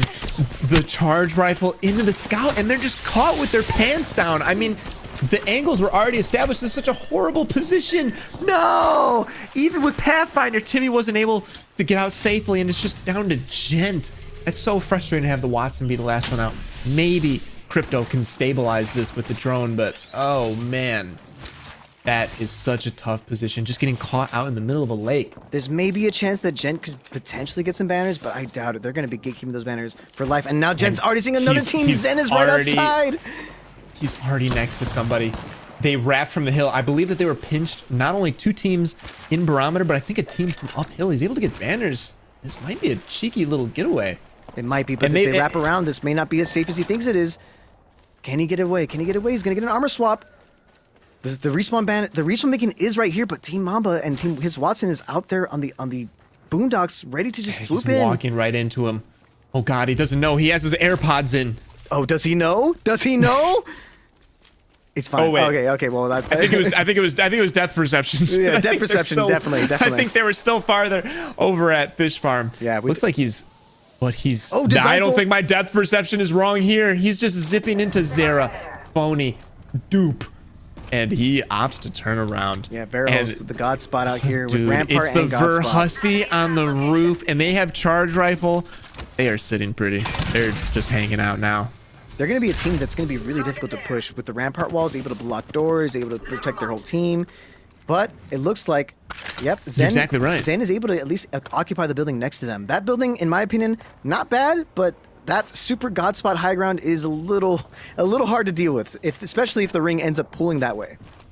And most tournaments, teams up here don't have a rampart. It just takes us to a whole nother level. They're going to be getting picks from up here. So while simultaneously playing really safe and conservative, I bet they're also going to be picking up some KP with the charge rifle. This is just such a dominant spot for a rampart to occupy. And then this is also kind of broken at this level. You don't think that this is very important, but this is so troll to just take out the doors with Sheila. That's so annoying, but so smart. Absolutely genius of them to pull that off. These breaking off all the doors is going to be really key to beat the victory if they have to end up pushing that team. Because, I mean, Catalyst is still in the game. They don't know exactly what team composition that they're running. But if without a Catalyst, those doors are basically open. You're right. I bet by game 6 though, we might not see a single Catalyst. Her value really drops without Seer, which is too bad. This God spot is showing so valuable. Skittlecake's able to get another knock with the charge rifle. This team is stuck behind the rock. There's no heat shields in here, but it is still the second ring, so it's not too much damage. Or is this the first ring? Is this the first ring? The Skittlecakes go crazy and just say, hey, group up on me. We're ash porting on them. He ends up not doing it. I think that would have been a little bit reckless, but this team might be looking to get in that trident. I think they're going to get absolutely zapped when they do. I think this dead man walking right here, in my opinion. I want to see how this plays out, though. Oh my gosh, he's saying get in the whip. Let's go. Rambo able to get knocked off. There's a whole fight going on with Pandas, but this fight's going to be also pretty aggressive. Team Tech is eliminated. He closes the gap. Somehow they end up safe. And this is Luxford, who is one of our highest killed players right now with Rambo and Panders. Such a great team. They ended up getting second last game. Yeah, Rambo's easily able to get their team back up. It appears that they were able to knock out Team Tech in the previous fight. It'd be local crypto enjoyer Tech. A local crypto enjoyer. There's no crypto on this team, though, fortunately for them, I think they're realizing, hey, maybe we don't need the scans as much as we thought we did. We just need pure aggression, because this is definitely going to be a composition. There's going to be a lot of comps that are probably running Watsons, probably running cryptos, and we can be more aggressive than them. I think that's the strat that they're opting to choose. I think you're right. And oh my god, Burrows with the nemesis on the nice catch with the production team, and he drops. He said, "You know what? I'm bringing Rampart to you, baby." They want this finish, and they get the finish. Why not push then? Why not push? It's just profit in there. You know you have the lead in characters. You now have the damage lead with the Prowler, and Profit is just praying right now. This is just such a horrible position. I feel so bad. I don't think he's getting out of here alive. Oh, Team of Vexus eliminated. They were the people that ended up hot dropping on Encinote, getting that first initial fight and winning, but it wasn't enough to pay off. Verholz just has way too much power and utility at that God spot, able to get that knock before they even pushed. Although the ring is not ending on their God spot, it looks like it's not ending there. So maybe they're just gonna end up choosing to not hold it for too long. And Yanya 1 for 20 with the scout. I feel for you, but he is a demon up close, and they're looking to push Fun. I believe that was running away from them. Oh, or I'm mistaken. Perhaps that was Frex, but they're closing the gap, and we're getting into a battle in Jurassic Park. Yeah, I am not a fan of fighting in Jurassic Park. This area is just full of prowlers that can kill you last minute, and many of us, look, pros, noobs alike, we've all died of prowlers. Let's be honest. Let's head in that direction, darlings. The prowlers are brutal. I mean, there's like 12 prowler nests in there. It's like an infinite prowler glitch. It's so annoying. There it And is. Yanya, he is such an aggressive player. He plays with LG, and they are known for playing really aggressive. I wouldn't be surprised if he encourages his teammates to maybe go and chase some people around this area. Get some kills. The prowler's attacking Anu. I told you about and Anu this. getting chased by Yanya and the prowler. That feels so bad. Oh, they're not going to keep pushing them though. They don't want to go into Jurassic Park either. Getting in Jurassic Park is easy. Getting out, not so much. Just ask Jeff Goldblum. He'd know. I knew there was going to be a real Jurassic Park reference somewhere in there. You had to do it. You know, Yanya was asking, they spend so much time asking if they should go into Jurassic Park, or if they could. They didn't ask if they should. I messed it up. You messed it up. That would have been great, though. That would have been the moment. That would have been a moment for sure. That's all right. Next game. Chat will forget. But looks like in the kill feed, we got a couple people dying in the kill feed here and there. But I think Yanya wants it. Yanya saw the damage and was like, you know what? We can maybe push this. Man, they got so much damage. I'm looking at that kill feed, though. There's still 17 squads up. There's only 45 players, so we might have a lot of rats now. That there's no longer scans. We didn't talk about that yet. Without Seer and Bloodhound, a rat meta is gonna emerge. And I miss those days. I think it's so fun to have somebody hiding in plain sight behind a rock. Here they go, getting out of Jurassic Park. That's what we have here. They're coming in. Are they gonna be pushing? I think they're being aggressive. I think they knocked Anu there. Yeah, they got the knock on Anu.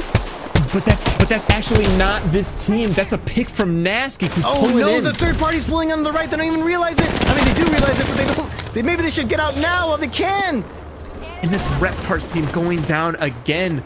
But Mamba's trying to back up. Nasky and Noct are threatening here. They're the third party, but now it looks like it's Nasky who's in the weaker position. Oh, if they just pushed left there instead of pushing straight to the other team, I think they could have been in a stronger position. They didn't realize the other team was pushing the other team, but they should have realized if a team is weakened, there's probably a team following them. And now, the great part about this macro is, I'm not sure if this is a visual bug or not, but it's only Optic and Nasky Yanya and Zed, his whole team, they're playing as if it's a trio. They don't know. They don't have Bloodhound. They don't have Seer. There's no scans to give an indication of, okay, wait, how many, where are the teams? Who's pushing us? How many are there? And I think if they knew, Knocked and Nasty would be dead right there. So they instead detach. Funk was able to knock Zero. Can they get this revive? If Plane can pull off this revive, they can probably reset. The drone is detecting a couple people. Are they pushing it? Excellent cover with the cat wall. I think that's still so valuable. If anything, even more valuable without Seer. Great job getting on the scout, getting some damage on. You want to, as soon as you get that res up, you want to start just getting shots down range, letting other people around you know, hey, we're threatening, we're looking. Don't think you can just push us because somebody got knocked. Oh man, there's so many different things happening right now. People dying in the zone. The zone is killing everybody, and they're getting gate kept by multiple teams. I'm telling you, these barometer endings, these barometer adjacent endings, they're always so scary because there's so much crazy high ground. Talk about God spot, that is literally heaven. Exactly, and this Klane is getting so many shots down with the scout. Has yet to get damage yet, or yet to get a kill yet. Almost 500 damage. Everybody's just in a holding pattern. And this is amazing, the survivability of these pros, their ability to not get knocked. They're all just holding their own private little rocks. They're so good at playing their life. Oh, definitely. Oh, like that kick. RKN. Taking down Aj. Shiny's team finally getting some kills on the board. I know they got a couple kills last time, but their full team is finally alive, and they're working a Newcastle team. I think Newcastle's super underrated, especially with all the different compositions going on. Newcastle could be really strong. And Yanya's team eliminating the kill feed by Timmy. Timmy was able to completely reset, remember earlier, and get his team up. That's actually insane. Remember? Remember? No Do you remember way. that? It wasn't Timmy, it was Gent. Gent was able to get his full team up, and look at them. They're fully stacked. They're back in this with kills, and they're in top 13. How did that even happen?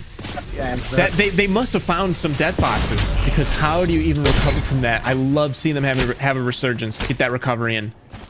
And Hal still alive. It doesn't look like they have any kills yet, but I'm glad that they've made it to a top 12 position. Zone 3 is closing, and this has been the trouble with them so far. Yeah, they're kind of pinched though. There's a couple teams behind them, but they're trying to gatekeep out. It's Timmy's team. It's Timmy and Jen's team. Oh, they're fighting Stomp. Stomp's a super weak open. Nas that corner. Nas able to get a knock on impulse. Oh, Stomps is and out. the rampart going down. That's nice shot from Hal.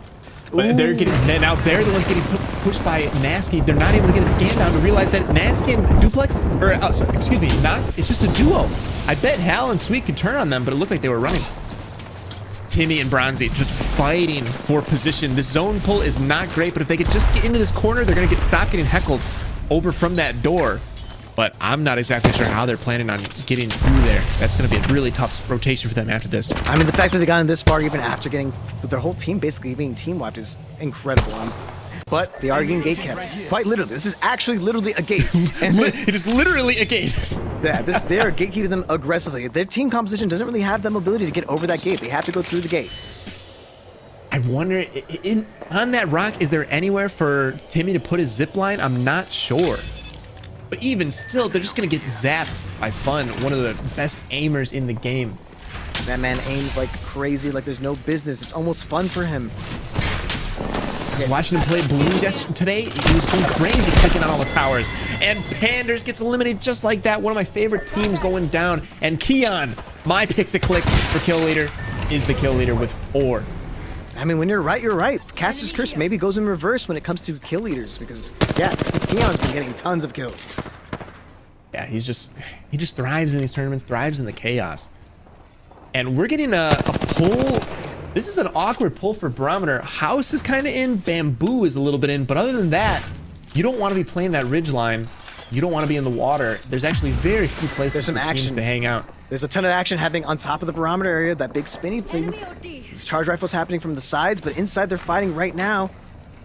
Well, if you remember, that's Verhulst getting in on the action, who's leaving the height, who's trying to get out of their power position that's no longer in zone.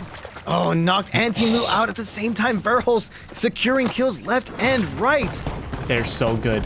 I love that rotation by his Watson and Keon, though. That is just such a dangerous team to watch. Can we talk about this? What's going on right here? We got Rampart Walls. We got Newcastle Ultimates. We got Watson Ultimates. What? This is Protect the President, and the President is Ice Shiny. This is ultimate defense, baby. I love it. You know, the best offense is a good defense. And the best defense is a good offense. They're trying to get over the wall. This is so sad. They're all taking the zip line and they're just dying to zone, dying to fun. Timmy's able to get the flank on him, but is he able to get enough DPS with that R9? You just can't pull that on players this good. Oh, unfortunate. Team Gent knocked, but that happens sometimes when you're gate kept that aggressively. There's almost no way out, but I do think that Fun got knocked in that process. Yeah, they need to get the res on Fun. That's good job on Gen's team getting that knock, but it just wasn't enough. Impossible situation. Finishes Fun. Fun is now out for the count. That's so annoying. I'd be so frustrated. Verhulst is just putting on a Rampart clinic right now, and he's taking space. It's leapfrogging with Rampart. That's what I call it. You see a little bit of space, you run up, wall, then you can back up. It just basically expands your real estate. They're just taking in zone. They're trying to res. They might pull it off. We're seeing some That's the value action. of Bangalore. We're seeing some Nemesis action, but are we gonna see some Sheila action? Verhulst just holding out on us. I think we're gonna get Sheila right at the end. I think. Ooh, getting charged up from across the map. Yeah, he's getting heckled. Nowhere is safe, but he finds a spot, and they are not going to allow their team. I think they're gonna opt. You know what? We're going to rotate late because these guys gotta move before us. He's knocked on Zara. Look at this leapfrog. I love this position. Skynade coming out from Verhulst, and they're just closing the gap. You know what? Why wait for zone when we could do it ourselves? Oh, amazing nades. These nades have been so nice. Fun team that was 300. eliminated. That was 300 damage in only fragment nades alone, and now they get all this juicy loot. They get to loot up. They're going to be completely kitted for the end game, and now they cleared out their backside. This is a great rotation. 300 damage, 300 IQ plays. Team TSM Verhulst showing why he's on TSM and why he's going to be one of those people you can't tribal with. Rampart's not even going to be in the top 4 most used legends. He's going to use Rampart again. Are we going to keep letting him get away with this? He can't keep getting away with it. He can't. That's all right. Maybe chat will have the opportunity to vote it off, but honestly, I think chat's a fan. Nathan going for a dicey rotation, ends up finding a little nook with his teammate. That is ultimately not going to be in. Do they have an Ashe on the team? It looks like an Ashe is looking for a spot to maybe court. That looks doomed right there. Great rotation with Smoke. Bangalore, the stonks for Bangalore. She's just so good. You smoke a team, they are blind until 30 seconds later. That's so strong. Yeah, this bunker that they've managed to bunker down is kind of not in zone, but it does give them an opportunity to push. They're pushing with the Bangalore ultimate. They're leaving the hunker bunker. It looks like they're trying to dunk her on Verhulst. They have no choice. The bunker is not in the zones. They have to push out. He's Watson able to get a knock on Sauce, but Zen able to get a knock on Verhulst. Verhulst is not. He's some trades up the right. He's trying to get the res. I know we're talking about Verhulst, but his teammates are doing amazingly. Oh my god, it's so chaotic. That just didn't go how anybody was hoping, and it's Nathan ended up on top. Oh, Team Verhulst and Team Enemy out. Shiny not able to get the res. Team Shiny's out. Top 2 squads are here. Final ring. Oh my gosh, that was just the rock of despair. And now the team that ended up getting the rock last, none other than his Watson. Wow. Keon, Funk. These guys just know how to operate in a crowded end zone. Look how strong they were. There were 3 people up. I don't even think they had a little bit of damage on them. No, they are so good. And honestly, I mean, Bang's getting eliminated now, right? I think Bangalore was probably the most used one there. I think if we're going to have to discuss it, if we have to think about it, it's probably Bangalore that's going to see the boot.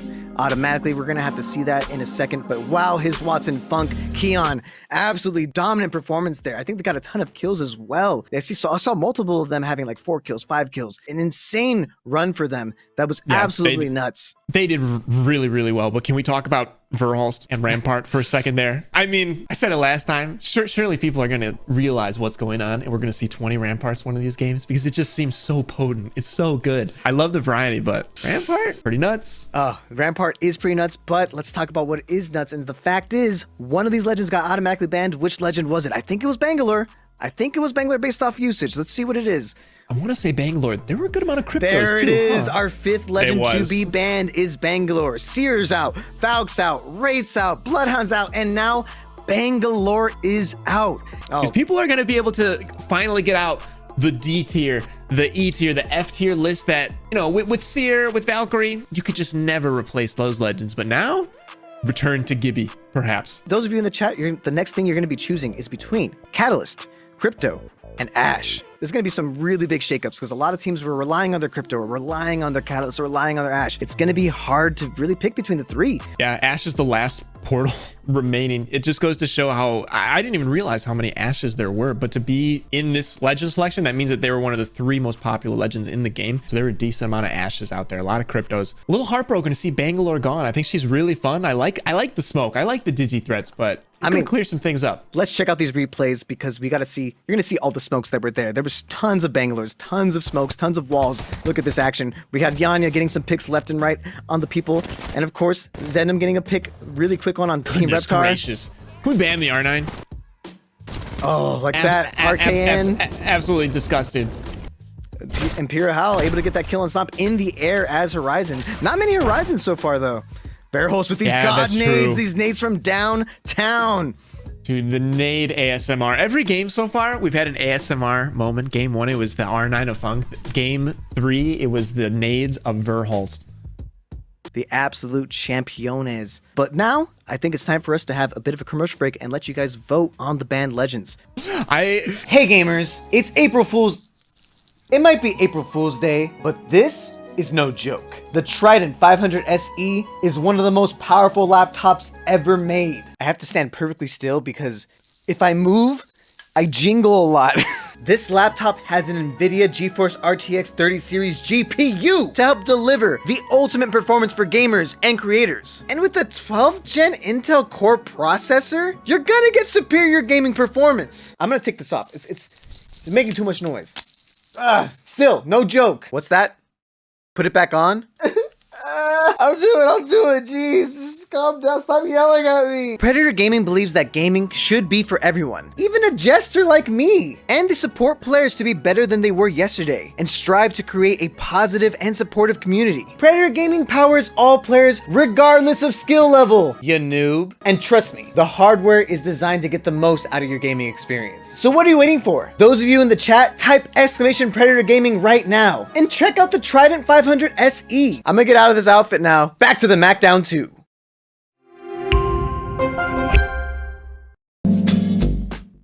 Wow, we are going to see some shenanigans because a lot has changed. His Watson team getting the win there and a ton of kills. Their total points, 42 points on the board for his Watson's team. Yeah, this is great. We also see, I mean, I know chat loves it. I love it. Rambo, Panders, Luxford, they're the elimination leaders. I think that they're the most fun to watch right now. They say, you know what? Who needs placement points? If we get eliminations, if we just kill everyone, that's how we'll win. And then Verhulst, who has been doing really well. I'm surprised that they're actually not first right now because they've had some dominant performances with Naughty, Skittle Cakes, and then it continues. Sauce, Slayer, Zainu, they've also had a lot of really good days. Oh, definitely. I think what ends up happening, though, like a perfect example of Verhulst, it's all about consistency. Rambo and his Watson's teams have both been very consistent for all 3 games. Verhulst has been good the last 2 games, and it's paid off. They're now in 3rd place overall and can still swoop in to get the top prize. Couple surprise bottom 10s like Sweet Dreams team. I expected a lot more out of them, but it's okay. It happens. It's a different format. A lot of pros. It's still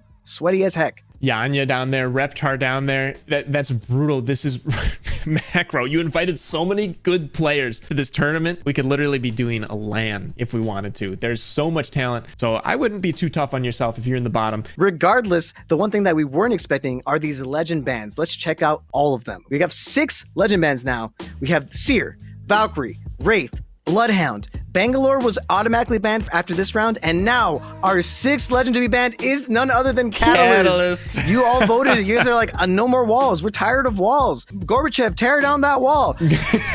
Okay, like that's the type of stuff that you guys wanted, and I'm excited to see no smokes, no walls. It's what are we gonna see now, Boom? You said we're tearing down walls. I think we're gonna be putting up walls. We're about to see, I think, people copycatting Verhulst. I keep on saying this. I think Rampart is gonna be the wave. Newcastle is gonna be the wave, and I think Gibby?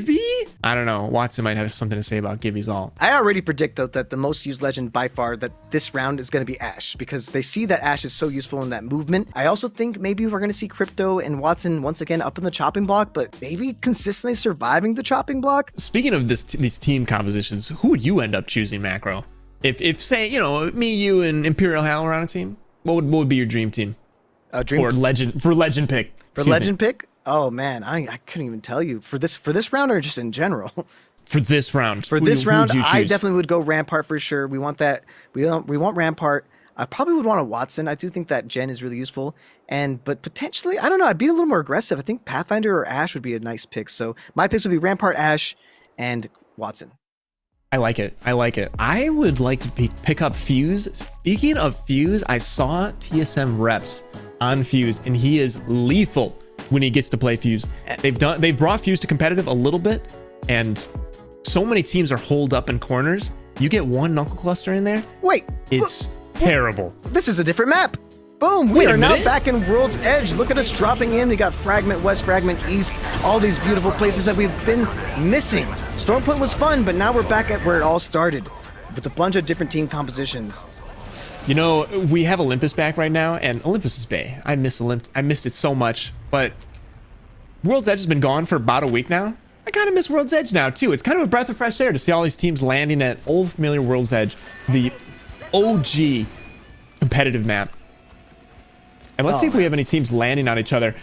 We have a chat room in the Discord where all these pros were choosing where they were landing, and I believe there was Verhulst landing contested with the team, but they might have ended up working it out in the behind the scenes, so that way nobody ends up throwing. Yeah, his Watson's team's here actually contesting. What is this place called? This lava site. Climatizer. Climatizer. I think Climatizer Everything's does. lava and everything's climate out here. It's Yeah, confusing. I do believe Climatizer though has enough loot for both teams to not have to even fight. But the moment that they loot those interior buildings, that's when it becomes a little bit sketchy. There's two teams here. They know it. They knew that there would be contested going into this. So let's see what ends up happening out here with team his Watson versus, I think, what's the other team that's there? Is it two teams here? I was going to ask. I don't know if there's another Oh, you're right. moment of depth perception, because I see the triangles on the mini map and it looks like everybody's really spread out. I actually could have So sworn they're there feeling was confident. one. Yeah, they're feeling confident. They're all over the map now together. All together Yeah, on this map. it must have been either that Outlook team or somebody near maybe Survey Camp who looked like they might have been thinking about landing here, who thought better of it. Oh, definitely. Like mag here.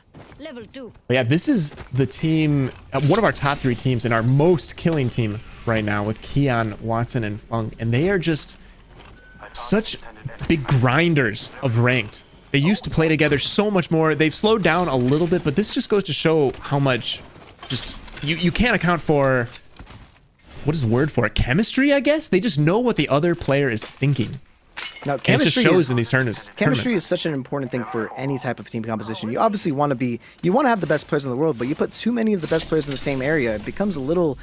There may be a little bit of overlapping powers, a little bit of disagreement happening. I think a little maybe some egos even. There's something that could get in the way. For sure. And I think that having just really good synergy when it comes to just friendship and just having the vibes down could be huge.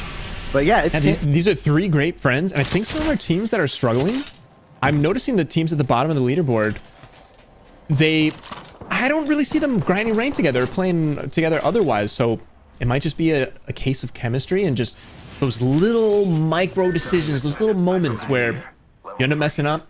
Everybody in this tournament is extremely talented. They capitalize on any mistake. Oh, team's already fighting over within the dome. Team Imperial Hal, Team Sweet. Klein has a great angle on that. Gets brushed off with the charge rifle, but he's going to be returning. They have team stupid. They have very little armor right now. I just noticed that. Team Klein, their armor is only white right now. It's not looking too hot for them. They got to get the damage in just to upgrade those armors. Thankfully, Evil Shields are alive. Yeah, they're living, breathing things. And is that Sweet on Rampart? I see a wall up there. Maybe he took it from somebody. But even though they have white armors, they got charge rifle, they got scout. I mean, they're gonna be red in no time. Is they're that gonna be doing how? so much damage. Imperial Hal is on Fuse. I love it. Sweet. I told you, Rampart is going to be the wave. I wouldn't be surprised if by the end of the tournament, Rampart might even be banned. Of course, the oppressive character Rampart. Rampart Two is things too that you strong. thought were never put together. She's just too nerf Rampart. Nerf respawn. Rampart. We need to nerf Rampart. Oh no! Oh my Zero gets gosh. charged. Sweet gets charged rifled by Zero across the map. Can they get the res off? I don't think so. This is looking really dangerous. This They're lava committed everywhere. to this fight. They're committed to this fight. But they're And getting if picked this from left trio that they're... Oh, man. You know that Hal is howling right now. He has got to be shouting. That is so frustrating. They're not even getting knocked. Zero isn't part of this fight. He's just getting picks from the other POI away, and Sykes is forced to run for his life. This Oh is my looking like gosh. Too much. He may be able to leave with his life. but it's not looking too hot for that for Team Sweet. I mean, they don't have a crypto, so even if he does escape, I don't think they're going to get a reset the same way that Timmy did. No, I that's mean, it. Zero able to kill Team Hal. Aj, they would have loved to get those kills, but they just got gifted a position from Zero and his charge rifle. What great shots. Oh my gosh, you know Hal is just mauling right now. That is unfortunate. They've just been having such a struggle this time around. I'd love seeing these other teams though. They're showing that, hey, maybe like we may not be these top like the #1 player in the world type beat, but we don't need to be if we got the synergy. And the synergy is showing. It's showing tenfold. That is so frustrating. 19 teams left, 57 people alive. The only people dead are Sweet Hal and Sykes. That is just...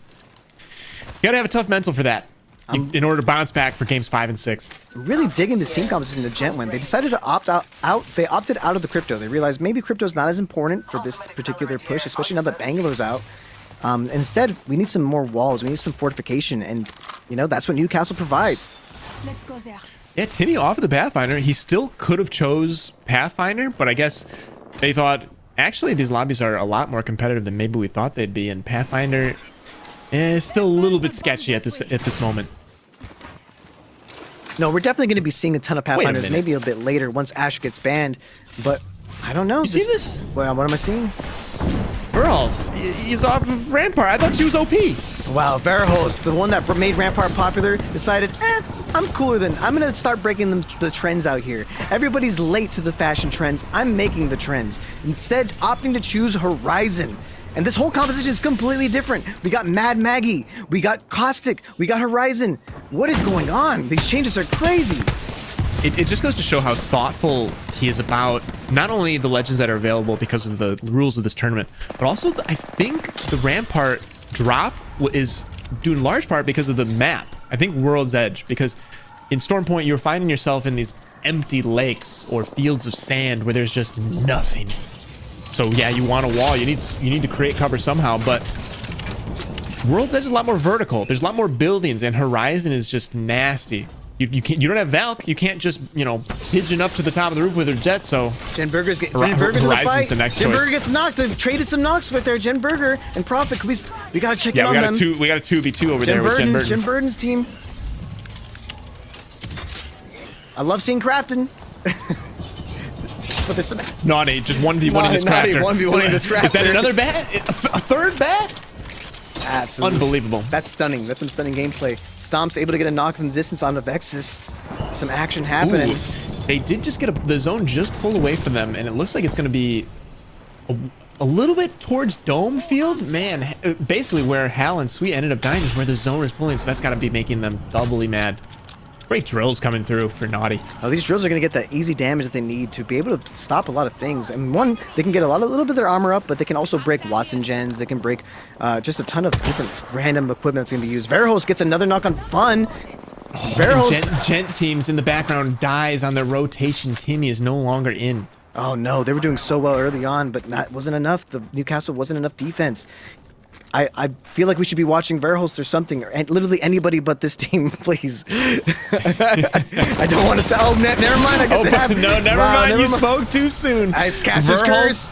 Verhulst brings the action, and they're getting aggressive on a Caustic team. I mean, this can get sketchy so fast. I hate getting caught in a Caustic gas.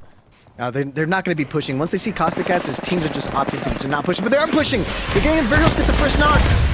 Oh my gosh, the stun with the Maggie ball is just so good. Verhulst gets covering knocked. for Verhulst, who ends up getting knocked. They might end up going for the res because they've Caustic actually covered. They have their own Caustic, so it's not going to be as strong as I think it is. Is he going to blow up this res?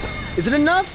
They're able to get the res, but I think Naughty's got eliminated. They get the kill. Dropping down is not the play. There's multiple teams out here. Phony gets a knock on him. They have neighbors now, and now it's Verhulst who's just fighting for his life. He's trying to escape. There's now more than one team in this area, and Verhulst is just getting out of there. Oh man, Verhulst is at least able to get away with his life. Maybe you can just rat a little bit. Lou with the bow. Why are bows always happening so early on? Don't peek Lou with the bow. Hack just found that out. That is incredible aim from Lou coming out. And that's Jen Burton. This is a really strong team that hasn't been doing really great yet in this tournament. Yet to have a really explosive game. They've already got 3 kills. Let's see if they get the elimination on Hack and the final. I wonder if they end up pushing outside of their coverage to just follow up on this. Get involved. And now That's also Panders and Rambo inside, finishing up Team Stomps. we got a knock on Rambo. Phony. Oh, here it comes. If you take out Rambo, you'd better close the gap. Ooh, Sivian getting riot drilled to death around the corner. That's so frustrating. They're going to be able to get the res here. They should be able to, but remember, they have a caustic of their own. They can just push through this gas and maybe go for the shots. Nope, I'd they're love able to to see get Jen it. Burton get in there. Jen Burton's Caustic in v there. Caustic. Oh, I guess they don't have a caustic of their own. Maybe I misread the situation. The Yeah, team ran away? Panders backs up with Luxford because Rambo, I think, got full eliminated. So they're just going to be pressing the advance on this. But they don't know where they are. All they have is footstep audio. They don't have scans. They don't have seer. They don't have heartbeat.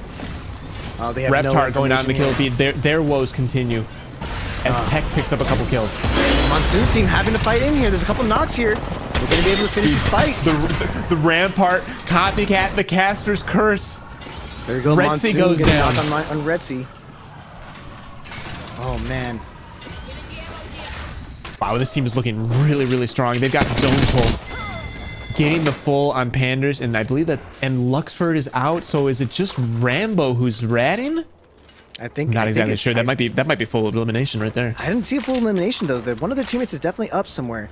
Maybe Rambo did get knocked, but not eliminated. So Rambo could just be alive somewhere. But well, time will tell. Rambo can come in later and get some quick picks.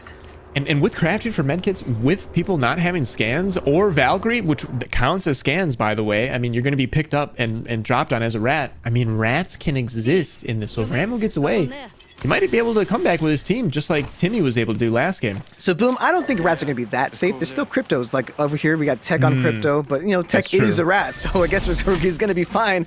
Rambo is alive. Can we just do a tour of all the different rats in the game? We have 14 squads, 35 people up.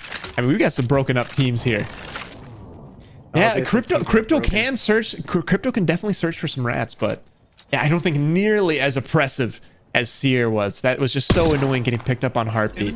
Yeah, but if Matt's correct, there's only 2 rats, and the rest, all 12 of the other squads are full. We know who the 2 rats you're are. right. There's Tech on the crypto, and there's Rambo on the fuse. We got Designful out here, have a pretty strong position. However, their armor's not too strong. Jen Bird, on the other hand, blocking some of the strongest armor because they got those early picks. However, Osibian getting hit pretty hard. Can he get the heal off?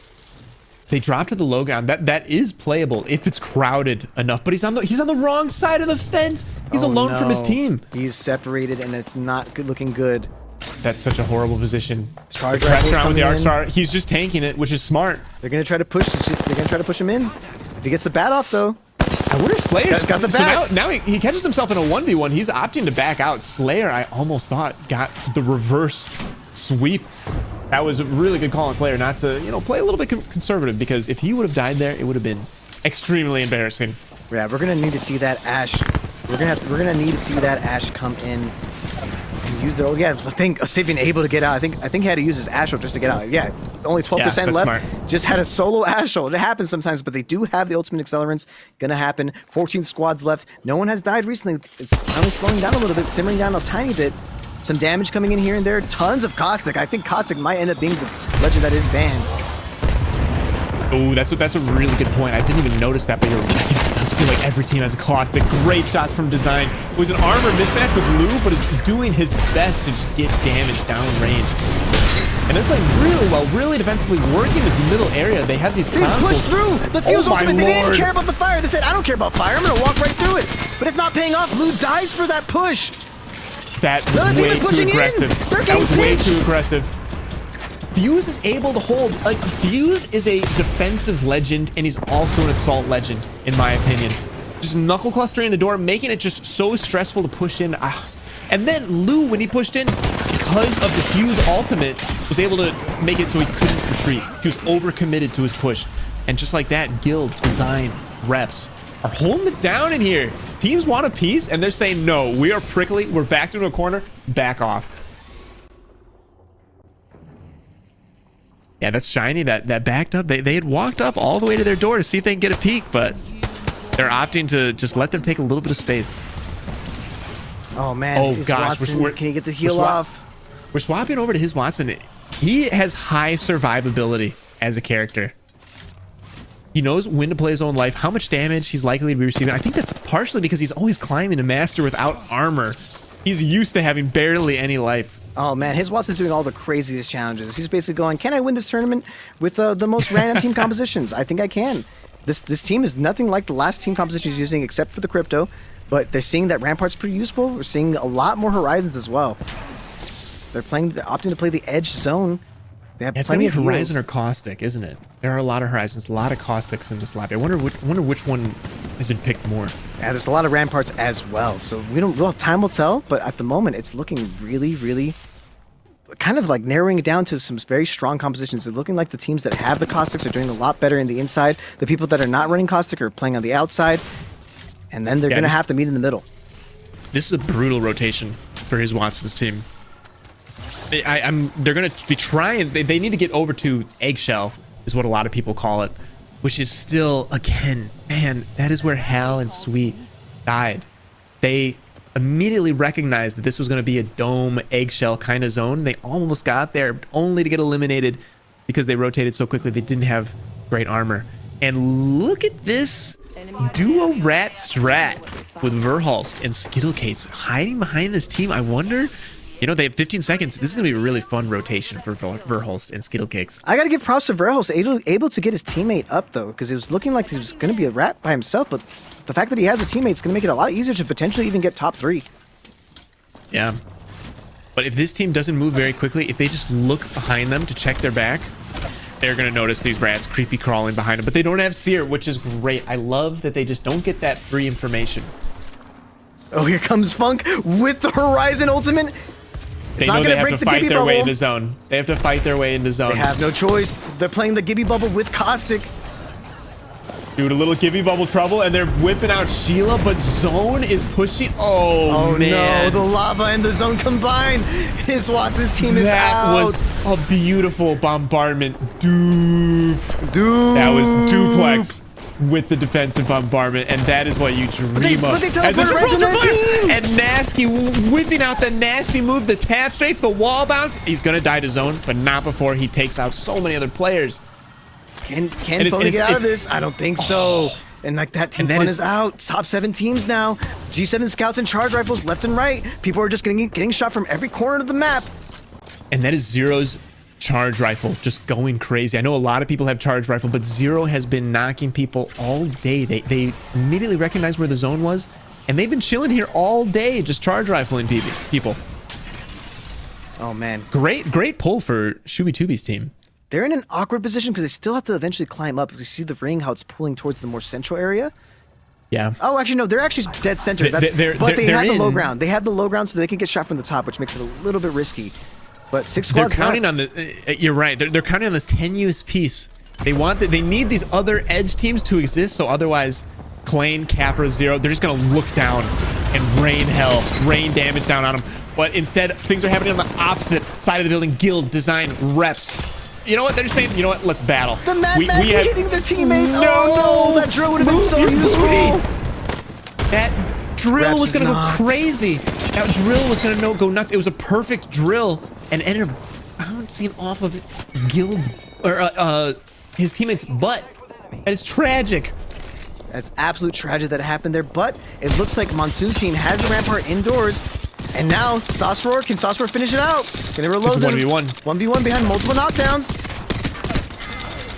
Finishes it out. Can they get the res, though? No. I think they're going to get the full stabilization here. Honestly, I think the drill absolutely briefed them. It mattered. Have you ever died from your teammate's butt? I don't think I've seen that before. Oh! Monsoon has it! Oh, my Is he going to lord. use it? I'm so excited, please. He's just threatening the door. He's saying, peek me. This door doesn't exist in a second. Oh. My gosh, I need this more than I thought I did.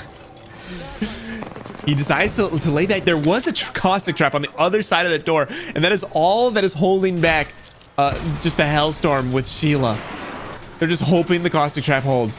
Nano, play a little Ratsky game in the side because there's not these micro moments of noticing, hey, you know, they don't know I'm over here without Seer, which I love that about this format. So many caustic traps are going down here in the inside here. A lot more squads all over the place. There's some people inside, some people outside, some people underground, but it's all going to be pushing towards the outside in the end. It's Monsoon gonna have to whip it out. Is he doing it? He really, really wants to. But this team, Nano's team, is doing a great job. Just stalling. Nobody wants to fully commit and end up getting third-partied and cleaned up by another team. It's You so don't waste your dangerous. These final rings are so dangerous. Any one mistake can cost your whole team to be out, but choosing to push first may cause you to get third-partied as well. So it's like they're all just waiting for the ring to do the damage it needs to do to force people into bad positions. But Tech's team is outside. I think they have the best spot, honestly, because they already have the security of the outside. Oh, yeah. And they're able to play this door, so they have control of the engagement by opening and closing the door. I thought that they were having a tough game, but they look really strong here at the end. I like their position. I think they're in best position right now. Everybody's got to come to them. No, it's looking that way. It's definitely looking that way. Oh, the cat. I didn't think about how strong Crypto is against Rampart. I forgot Crypto can even do that. And Caustic. And Watson. Crypto deletes everything, which is nuts. Whoa! I thought for a second there, I thought Monsoon climbed, but that was Horizon tactical. Some fighting finally happened. Screwy gets a knock. Screwy gets 2 knocks. AJ Nasada's team is now out. Team Aj goes down. Aj. Team Aj Nasa's out. Oh my gosh, I cannot believe it. Top 3 squads. The boat checking Screwy's hand. They're in a great position. I want to say this is going to be Team Tech. But they might end up getting overwhelmed by 2 teams pushing them at once. That's the only thing that could kind of screw them over here. I would love to point out that the Revenant is being used on Team Tech's team. This Revenant ultimate could be the sauce that helps them win this fight. Once this door is officially closed, I think they're going to use this Revenant ultimate to their advantage. I think it'll be safe to totem. Yep, I think that's what they're doing. I think he knows it. You don't want to put the totem too close to zone, because imagine you come back and then you're just dying to zone. That'd be tragic. You already come back and half health. There's a team underneath as well. Oh, actually, wow! This action. Low ground is so strong right there. I think height. If they can notice that low ground is there, just commit to this fight. They use the height totem. Leads to 8. Here comes the totem. They're going with the damage. They couldn't get it. Totem versus Rampart walls. I think Rampart walls win. I think they need to heal their health. They got to heal their health here. In totem mode. He can swing if he wants. It's not worth though. Now the totem's outside the zone. The low ground is a duo, by the way. Slayer and Zainu are. It's just 2 players. I don't think they know that, and they're not going to push down. They don't want to lose this height. The zone is going to do so much damage now. They have to swing. Height is griefing themselves. They're fighting just for kills now. Not like this. Because I think Height is getting second place. No! Sasra came in from underground. Literally, have you watched the movie Parasite? No spoilers. I'm not going to talk about it. But the point is, from underground, Sasra comes in and just takes it. Well played, and Pathy on top, baby. Pathy on top, man. Pathy that was the clutch that he needed. They had the zip line, they had everything they needed for that final push. They waited for without Pathfinder, they're not getting up there. They might be dying to zone. Oh yeah, man. Sasra's team is just doing some work. I think that's the second time that they've won. I think they're the first person to win twice now in this tournament. Let's go check some of these highlights of the last round right now. Boom. Look at that. Jen Burden getting some crazy kills on everybody. Oh, we didn't even get to see that. This is what they did off screen. I love it. Jen Burden. Oh my gosh. Good lord. The R9, it was a mistake. Buffing the R9. Oh, Rambo. And here's Rambo ratting up. He was able to get a 2 team kills team wipe before he got out. Oh, I'm so sad he retired because he's that kind of action. We're going to miss it. We're going to miss that kind of action. And of course, Xenu getting the kill here, getting his whole team up right afterwards.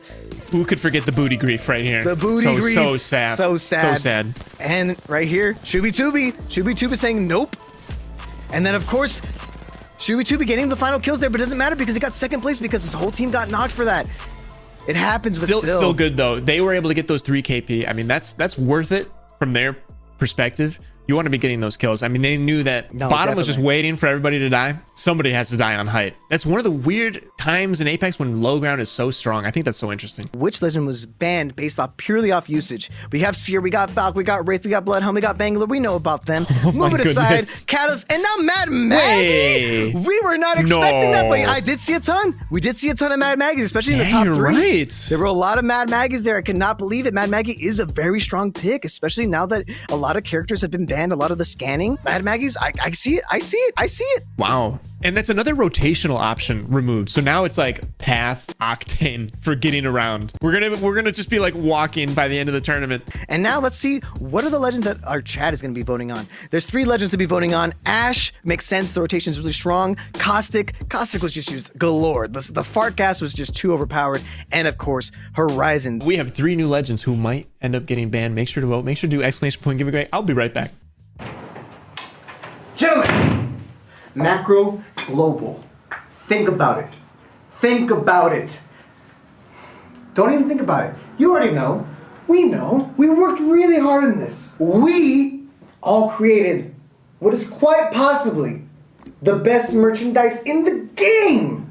You guys are the lifeblood of what I do. It's time. It is time for us to release the greatest merchandise ever made. The greatest merchandise in the world. Macro global. Let's go. Let's go. Let's go.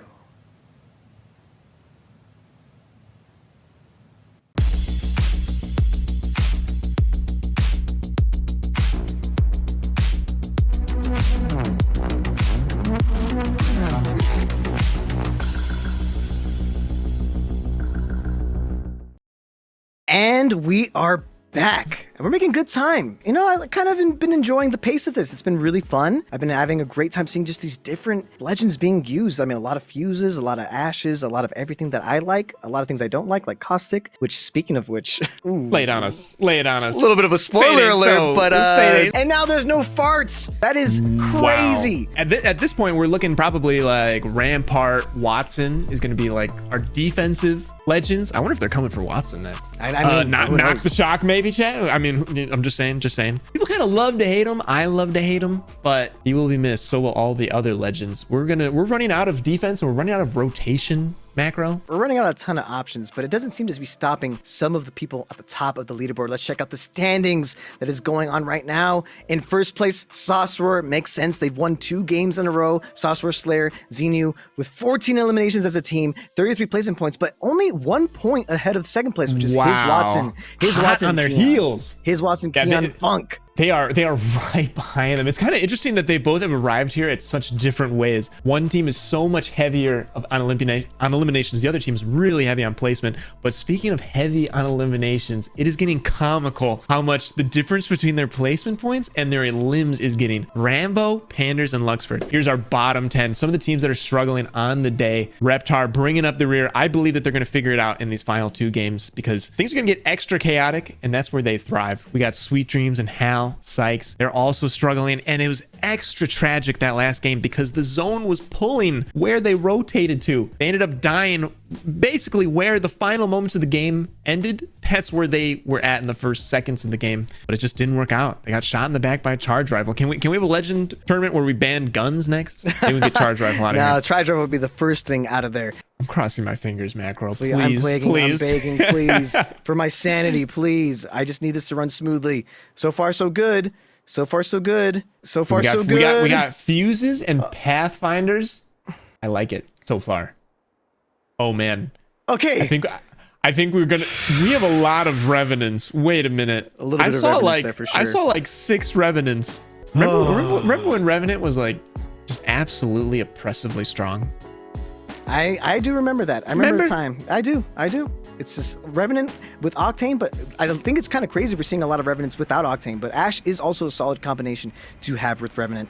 We're seeing a lot of people come in. Some craftings got shifted around, and we apologize to all the pros that competed. We're sorry about that, but I know I said that we wouldn't do another restart, but the restarts are kind of fast. I don't see why we shouldn't if we can. I think if anybody else, I mean, shout out to the people that haven't made a mistake. I think you guys definitely deserve it. They're able to do it well. Maybe they should get an extra $10 each if you like never make that mistake. Maybe that could be in Macdown 3. Yeah, I will find a way to make it up to you guys. I promise. I'm so sorry, but we're trying to just have fun here. I think it's more fun to see people not have to swap off their entire ability to play the game, and instead we can see some actual good Apex Legends. So sorry to the teams that had crafting before and now don't, or had the scan and now don't. But hey, now we got some interesting compositions here. We got some Pathfinders. We got some. Well, I mean, this is very common. We've been seeing Watson crypto every single freaking game, apparently. They're kind of getting away with it, huh? Watson, I feel like Watson Crypto are getting away with murder. They're like the 5th most popular every game. They're like just below the radar of being, voted off the island, but they're just popular enough to be impacting every single game almost. I mean, there have been a lot of fights and end zones that have been decided because of these two legends. Oh, definitely. I think the biggest thing that makes this a little bit harder for using, why we're not seeing so much success with Watson and with crypto, is that it's a little bit more of a passive game style, play style initially. So you're not going to get a lot of picks initially, but your goal is to last to the end. And I don't think we've seen a lot of these crypto Watson teams really get to that final ring with all their traps and stuff, except for that team that did win. Saucer's team did end up winning, which is what we're watching right now, and they held the bottom. So you know what? I spoke a little too soon, but but essentially, besides them, everyone else has got to the end was not running Watson. Oh, that's an interesting point. Yeah, Rampart was kind of carrying a lot of people, and it looks like people aren't believers in Rampart, at least for World's Edge right now. I thought I only saw 1 or 2 of them. I think Rampart would easily be a replacement. I honestly think it'd be an easy replacement for Caustic, because what Rampart does, Caustic can do kind of the same in terms of blocking doors, in terms of just securing an area. Yeah. Definitely good for zone teams. But I wonder if a lot of people are just anticipating people to start aping, so they're almost adjusting for game 5 and 6, because again, these players are really good. They've been in a lot of tournaments. They have an understanding for the flow of these games. Teams on the bottom, games 5 and 6, they got so little to lose. They're going to be just jumping on you, trying to salvage their game, because 5th place is the cutoff for getting money. So if you're 6th place, nothing. So why not go crazy if you're right there on the bubble? Oh, definitely. And the ring is looking like it's pulling a little bit towards this lava siphon area. This is lava siphon, right? I don't know names. Lava siphon. Yeah, so lava siphon's partially in it. We got I think it's pushing. We got towards... a little bit of partial dome action. Oh, I'm a big dome fan. I'm a dome one trick. I land on dome and I stay on dome and we ride for the dome. I think we may have done a little bit of a caster curse on Hal and Sweet. That's my bad for enjoyers of this pair. They usually do so well in tournaments. This is kind of the first big dropped tourney that they've had together. Usually they just absolutely farm. Last time they were together was Twitch Rivals and they got 1st place. Oh, look at them. Sweet getting knuckle clustered from across from the people in the dome. But they have decent loot. If they do have to take this fight, I think I'd rather not have to take this fight if they don't need to. The ring did pull their direction. They don't have to leave this area. Charge rifle with the red dot. You hate to see it. I hate that feeling. Unable to get the 4x8. Maybe the Gibby's going to be the thing that solves their composition. Maybe they're realizing maybe we need to play a little bit more defensively. The Rampart and Gibby combination could help us. Hey, you're right. They are on Ramp and Gibby. I think that Gibby ult last game from Duplex, where he knocked that full team. We've got a battle right now. And Ash, is this an Ash retreat or is this an Ash push? This is an Ash retreat. This is definitely an Ash retreat, but This is an Ash retreat. Oh man, Xenu getting another kill, putting himself on the board all the time. And that's the first kill. You do not want to be the first one dead. That feels bad. But the port goes away so fast. That means that this team isn't able to follow up. Maybe they didn't want to follow up, but that's something that I kind of like about Ash is you escape, and if nobody's close to the entrance to that portal, nobody can follow you. Well, they don't even have to follow up because they'd rather have to fight a bunch of teams of 2 versus full teams. And I know that there's no way for them to really get this banner except walking up. They could play a little bit more gatekeepy. However, I think they just opted that they'd rather just get more central into the zone and not even worry about gatekeeping this body. A little bit of sportsmanship, perhaps? Maybe a little bit of just realizing, there's no point in taking this because the moment another team pushes in, we're dead. Either way, Prophet, able to get their banner up, can probably get the res. I'm shocked. And look at this real estate that Hal is just grabbing for his team. They are just covering so much area over here because they think that it might be pulling towards Dome. This is interesting. Yeah, Hal and Sweet are going to need a big game. Sykes as well. 3 of them could maybe get some huge picks here and there and a good placement. That's all they need. Naughty, though, able to knock and kill Bronzy out of the game. They're fighting over here at Thermal Station. Thermal Station, the indoors of Thermal Station with Rampart walls. Not much protection, really. Out comes the Horizon Ultimate. I love these fights at Thermal. I just think that they're so interesting. The Hack swings outside of the door. That was such a risky play. It does not end up paying off for him, though. He went for Baroque right there. And Team Stomps gets eliminated by Design, Reps, and Guild. This is such a scary team. Oh man, Reps being the lone MNK player, just truing. I don't know. That's not true. Carrying the torch. Carrying the He'll torch. be the last. He'll be the last. If he's not the last, if he's not the last yet, he will be. Like, a lot of people are on controller. Controller is a strong thing to be using these days. It's a little bit of the meta. I'm as a Halo fan. Right, sorry, I should not be talking about other games. So we're looking at them. They're holding on this position. It's a pretty strong position, honestly, with their composition. They're able to put down some walls, get some decent cover. It's a little open, but they don't mind. They got the charge rifle. They're going to play a little bit more passively this time around. They're realizing their aggro pushes may not have been the play the last couple games. Yeah, it's really difficult to be in this position and have several bad results and not let that inform your choices for these next games. But I mean, they got great territory. They have zones. There's not a whole lot of incentive for them to run around yet because the lobby isn't doing that yet.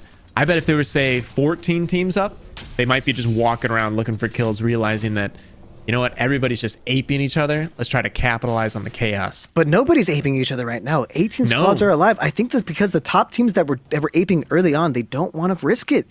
Before they were risking the biscuit, and that's why they're in the top 5. But now they're realizing we want to hold it, and the only way we're going to hold it is placement. If we get eliminated early, we're not going to be in this. Yanya's team still trying to get their teammate back. Mamba got eliminated. Yeah, Mamba just got picked because they're fighting a team downstairs right now, but they also have cross shots. Fun is just dropping on them. Oh my lord, the PK of Fun. Yanya's team eliminated by Team That was Fun. fast. That was really fast. That was a juicer PK shot. You know, that was like 100. And we have an apartment complex battle. Speaking of movies, you ever seen Raid? Oh yeah, the Raid. I love the Raid. Yeah, the Raid, so good. We got a little bit of a raid situation. We have a team on every floor of this building almost, but right now nobody wants to die.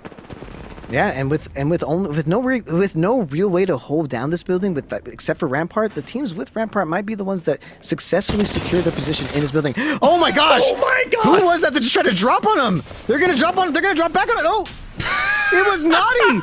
Lou able to get the knock on Naughty. They're gonna go up for it. Gibby ultimate coming out. Oh man, that's a smart Gibby ult. That is a smart Gibby ult. It'll at least confirm the kill. That is tragic. It is so sad seeing a Pathfinder floating through the air with his grapple, but knocked. And I mean, it's just a foregone conclusion here, right? Naughty going down there was such a dicey decision that was immediately punished by Jen Burton. It looked like one of the teammates from Verhulst was able to get away. Oh, I think Verhulst's team was able to get away. Oh, his Watson gets knocked in the background by Screwy. That's not a good sign for them. Hopefully that doesn't lead to too much. Remember, they're in second place. They're in second place right now, and they want to hold that. Getting eliminated this early would be a huge deal. That stinks so bad. Now, Keon and Funk are able to get out, though, with their lives, at least for now. They just need to sustain right now. They have a shot at first place. They're only a point off, right? Oh, yeah. I believe. They understand the importance of their position, and they also understand that now people know that his Watson in the kill feed was killed. I mean, maybe not. Maybe they have the streamer mode on. I don't know if streamer mode is allowed in the tournaments. Look at Monsoon going. He's just the flick with the charge rifle is so good. Reptar's team, who's at the bottom of the leaderboards, unfortunately, right now, is walking in that charge rifle, and they might choose to back up. And that's Design going down to enemy, who might be looking to capitalize on that. Nathan trying not to overextend, but taking too much damage, has to fall back as enemy swings in by himself, but he's rewarded for it. It's all the way down to Reps, who's being surrounded, and I think they're going to completely wrap that up. Yep. Zappos team eliminated there. Swing from that Pathfinder. It's funny that we saw Naughty do a swing with Pathfinder, punished. Enemy do a swing with Pathfinder, rewarded. It just goes to show the kind of min-max gamble you take with the Pathfinder zipline. Oh, definitely. 4 teams are now out for the count. 16 teams are remaining. 43 of them. That means there's a couple dead people here and there, but that's okay. Banners can be made. Respawns can happen. It's going to be really difficult to see how this happens. Oh, Skittle Cakes got able to get both of his teammates banners, but can he get out with his life? That's the real question here. Wait, are you kidding me? How did he get the banners? That's actually kind of impressive. We might have missed a Mission Impossible moment there. Dun. Dun, dun, dun, dun, dun, dun. Sorry, for DMCA reasons, we can only do 3 seconds of that, so you'll have to listen to the rest. Yeah, we can only give them 4 duns. That's it. Yeah, 4 duns. The 5th one, you get sued, actually. 100%. That's why I had to stop. I stopped on the spot. I knew, and that's the way it's going to be. So, Oh, man, this action here. Skittle Cake's Oh gonna be man, the rat. You know that green beam is just calling to him. Oh, That's he wants bait. it so bad. That's bait. I would be going for it. But that's why I'm casting and he's playing. He's making a break for it. Oh my there gosh. might be chaos on either side of him. He doesn't care. He wants his team back. Once you're rezzed, oh, actually, there's death boxes here. There's once death you're boxes rezzed, here. Yep. you can just become gent. You can become this other person. Oh no. This is so sad. In the zone of all places. You hate to be fighting in the zone. It's never a fun time. Charge rifled in the zone. It's just so many levels of toxic. But somehow it looks like that person survived. I thought they had like really low health there. In the Yeah, zone I thought they're the one zone tick away, but I don't know. They're maybe just able to squirreling get a away. syringe off in the middle of that But you're fight. swapping back over to Tech, who has been having an okay performance today. They're definitely going for the big game. Ooh, the third party from across But the map. third party again. The woes continue for Tech's team. That's so frustrating. Can Shubi at least get his health back? Like, that was the team that was getting... Team Monsoon was getting hit by Tech's team there, but this third party is going to maybe be able to get multiple kills here. This is exactly why you don't want to fight, because sometimes there's just too much chaos to control. Both teams end up getting griefed, and the other team just end up getting the pick. So it's just so much incentive not to fight other people. You're still going to get shot at from across the map. That's so frustrating. Oh, they definitely, and I think Shubi definitely wants to get his banners for his teammates back. I think it's a little bit of a safer position than anticipated. I doubt that team that was third partying is going to drop down for him. But yeah, but the bodies are already getting looted by Zera, and Fun is covering the height. Shubi's just got to get out of there. Live to fight another day. Sauce our trying to leaders save Zainu. These are our #1 team, but they are only in first place by a point. They desperately want to continue performing well and being consistent. Oh man, I shot his team getting just hit by multiple ultimates. The nades are coming through. That's one kill for the CEO. Oh my gosh, and Macro, are you noticing this? Hal has 1,000 damage and he doesn't have a kill. You know he's yelling right now at his team. Back me up. Back Sykes me up. goes for the rest of the sweeps. res. Can he do it? Get some walls up. That's all they need to do. They can probably secure this. There's but not. Duplex is looking for it. Duplex is looking right at them. Looming. Huge damage, but they don't want to give up this height. It's a little too dangerous to give this hype. I think you just let them reset. I think you're okay There's with a it. little bit of a canyon in there for them to reset, and it looks like Hal is able to maul another day. I think they're still alive. I'm so happy. That was really close. Rambo. I want to see an end Rambo game with getting that up. team. It's not enough. Can he get? my- Can he win this fight? Oh, was that the knock? That's the knock. Retired Panders, yet. Panders. Rambo's team still has some hope in it. Panders is a demon. I think they have a gold knockdown, but they have to get it off now. Oh, Zone is gonna grief them. That's So one. there's no heat shields in this format. But they're not. Because we're doing leave LGS Lux. format. They had to leave Lux. They knew that Lux was going to end up dying here. That's so frustrating. You It hate is. to die to Zone because they had the reset. Oh, Sauce always trying to go for pokes, but getting damaged every time for it. Pokes with the Prowler. Keon with the Sheila. Oh my gosh, but Kia not respecting the zone. Are you kidding me? They just get held up completely. He can. There's no way. He made it. But does he get the heal off? Though. I don't know if he gets the heal off. Oh, somebody shot that crypto drone. No, That's kinda mean. Zara drops down. From the top rope. Watch out, watch out, watch out. That's Zara. Team His Watson eliminated. They were in second place. Then maybe you're not going to see them keep that spot. They're probably going to be pushed down to 4th or 5th. Some other teams can climb back up.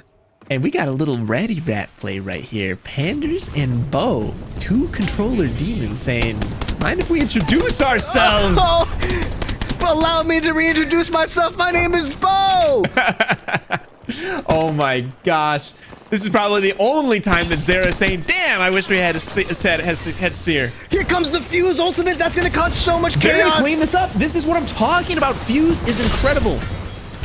Pun's When you have a team eliminated. backed into a corner, I mean, I'm pretty sure that was all abilities and nades.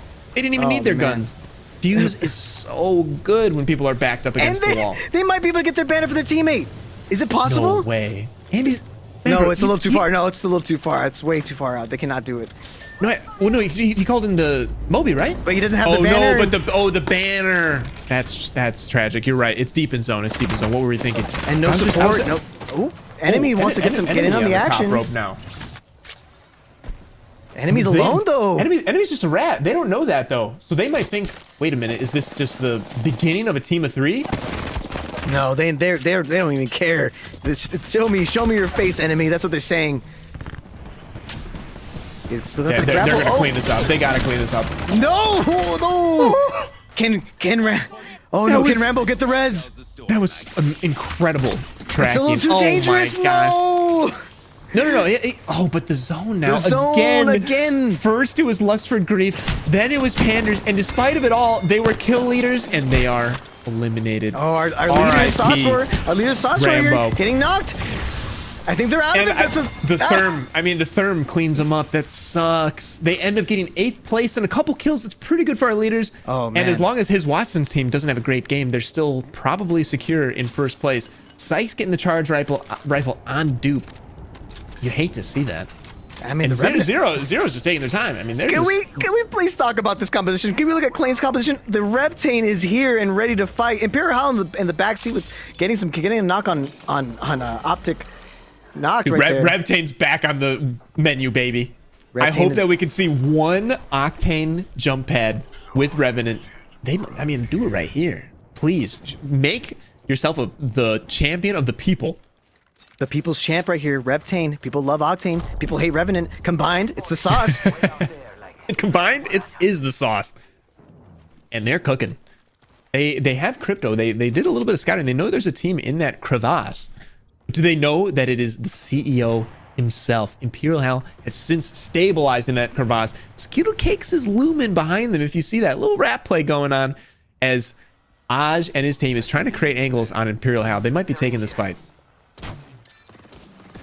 And I love flying the drone really, really high in the air. Sometimes people don't notice that they're on UAV with crypto drones. They're not getting scammed. It's outside of range. Oh my gosh, great shot coming through with the triple take heady on Capra, the young phenom. This is definitely one of those cases where knowledge is power, and having this crypto, I think, in this end game where it's so open and they got the Reptane, they can choose exactly when to push. They're going to realize, hey, this team might be alone. They may be a little bit weakened. Let's push them at this time. You taking gold armor or red armor here? I take gold armor because your teammates probably don't have the loot that they need. So you give them all your batteries, take the cells. I think one person on gold is always the play. Especially if you're running the Reptane. Especially with Reptane. Two red, one gold. I completely agree is the play. I'm a red armor enjoyer, but you and Candy like the gold, and you guys are just value enjoyers. I respect that. It's all about the value. It's all about being the team player too, and you're definitely one of those guys that likes to go solo and leave your team. So red armor makes sense. Extremely selfish. Yep. Oh, there's some fight action. Capper just got a knock there on Prophet. Got the pick on Prophet. And look at that. Trying not to overextend for it though. Sweet and the CEO out here really have a strong position here with a really good composition for this open area ending. See, Hal and Sweet are finding the edge here. They were center zone in their crevasse. You don't want to be center in this situation. I love the value that they're getting out of Gibraltar. Fuse wants to heckle people. Gibraltar says, wait a minute, slow down. You can't mess with me for a couple seconds. And they got that Gibby ultimate still ready and cooking. Presley with the Krabby Patty. If he gets a pick here, it's going to be shocking. Things have slowed down a little bit. I thought that Hal was going to try to cross this bridge, but it looked like it was a successful hold by Nano and his team. Which is really impressive considering who was pushing them. I thought we'd end up seeing a little bit more Watsons, but like I said, there's always like one Watson at the end. It's never enough for them to be ban-worthy, but Watson just existing, causing a little bit of chaos, a little bit of annoyance. Are we finally going to see the Reptane here? Zero is on his iPad, possibly about to get hit, but it's actually Presley taking out Sykes. They get the res off of Sykes, but that probably put the fear of Kraber in him, realizing that that's on the field. That must have been a heady to take out a Gibraltar. And I honestly, I think it's Klane's team might be in the weakest position. Yeah, but they do have the strong ultimates. They got to use it now. They got to use the ultimate now, get some value. You're exactly right. I'm not sure they're going to be able to place it anywhere pretty soon. That's going to be safe. That's true. Klane's cover's removed. He's completely focused by the team. He gets a safe cross by Nano. Nano shifting left, mirroring them as they get space. And they're pinched between a CEO and some of the best controller players in the game. This is a brutal position for Klane. As Klane goes down from the CEO. Oh my gosh, it's a 2v3v3. EMP comes out. All your Watson traps are gone. All those traps you worked really hard putting down, but she still has her Watson ultimate. Presley can Nano can still put down the Watson ultimate and get some value here. Gotta find out when. They got the Krabby Patty unlocked with one shot. They have to be safe on this push because any trade, they're handing the win to the CEO, so they have to be completely safe on the trade. Oh, there comes the ultimate. Oh, they get the pylon down, but it wasn't fast enough. He shoots his own teammate in the back. It's just Capper And left. Hal comes for a Hal cleanup. comes through. Sweet dreams, Hal and Sykes win it. Gibby ultimate, nades, everything you need. It all worked out for them. They had the greatest spot there. Maybe they were complaining earlier that we reset the lobby and it ruined their position, but it didn't matter because they got the dub. It doesn't matter. It shows you don't need crafting. You don't need this stuff. You could just win. Just straight up. Hal, Sweet, Sykes are inevitable. It just felt like a matter of time until they were on the champion screen. I mean, there's just too much star power right there. They're the CEO for a reason. GG's to them. They played that really well. I'm genuinely curious to see where they place in the standings after we go to the commercial break. I want to see because they were pretty low. They were like 17th place. I want to see if that puts them up to top 10, potentially in contention after the 6th game. I'm really curious as well because it seemed like this tournament, even though it's incredible depth of field, it's kind of top heavy as far as points are concerned. So yeah, I think they're going to be top 10, but what they're gunning for is top 6. Not that they necessarily need more earning. They're top in earnings overall if you check Liquipedia, but hey, they'll take a little $10,000 payday. Why not? Let's go for first, baby. They're definitely having fun, and every team wants to go for first here. So let's see though, what was the most played legend, and that's automatically banned. We're gonna remind you, Seer, Valkyrie, Wraith, Bloodhound, Bangalore, all banned previously.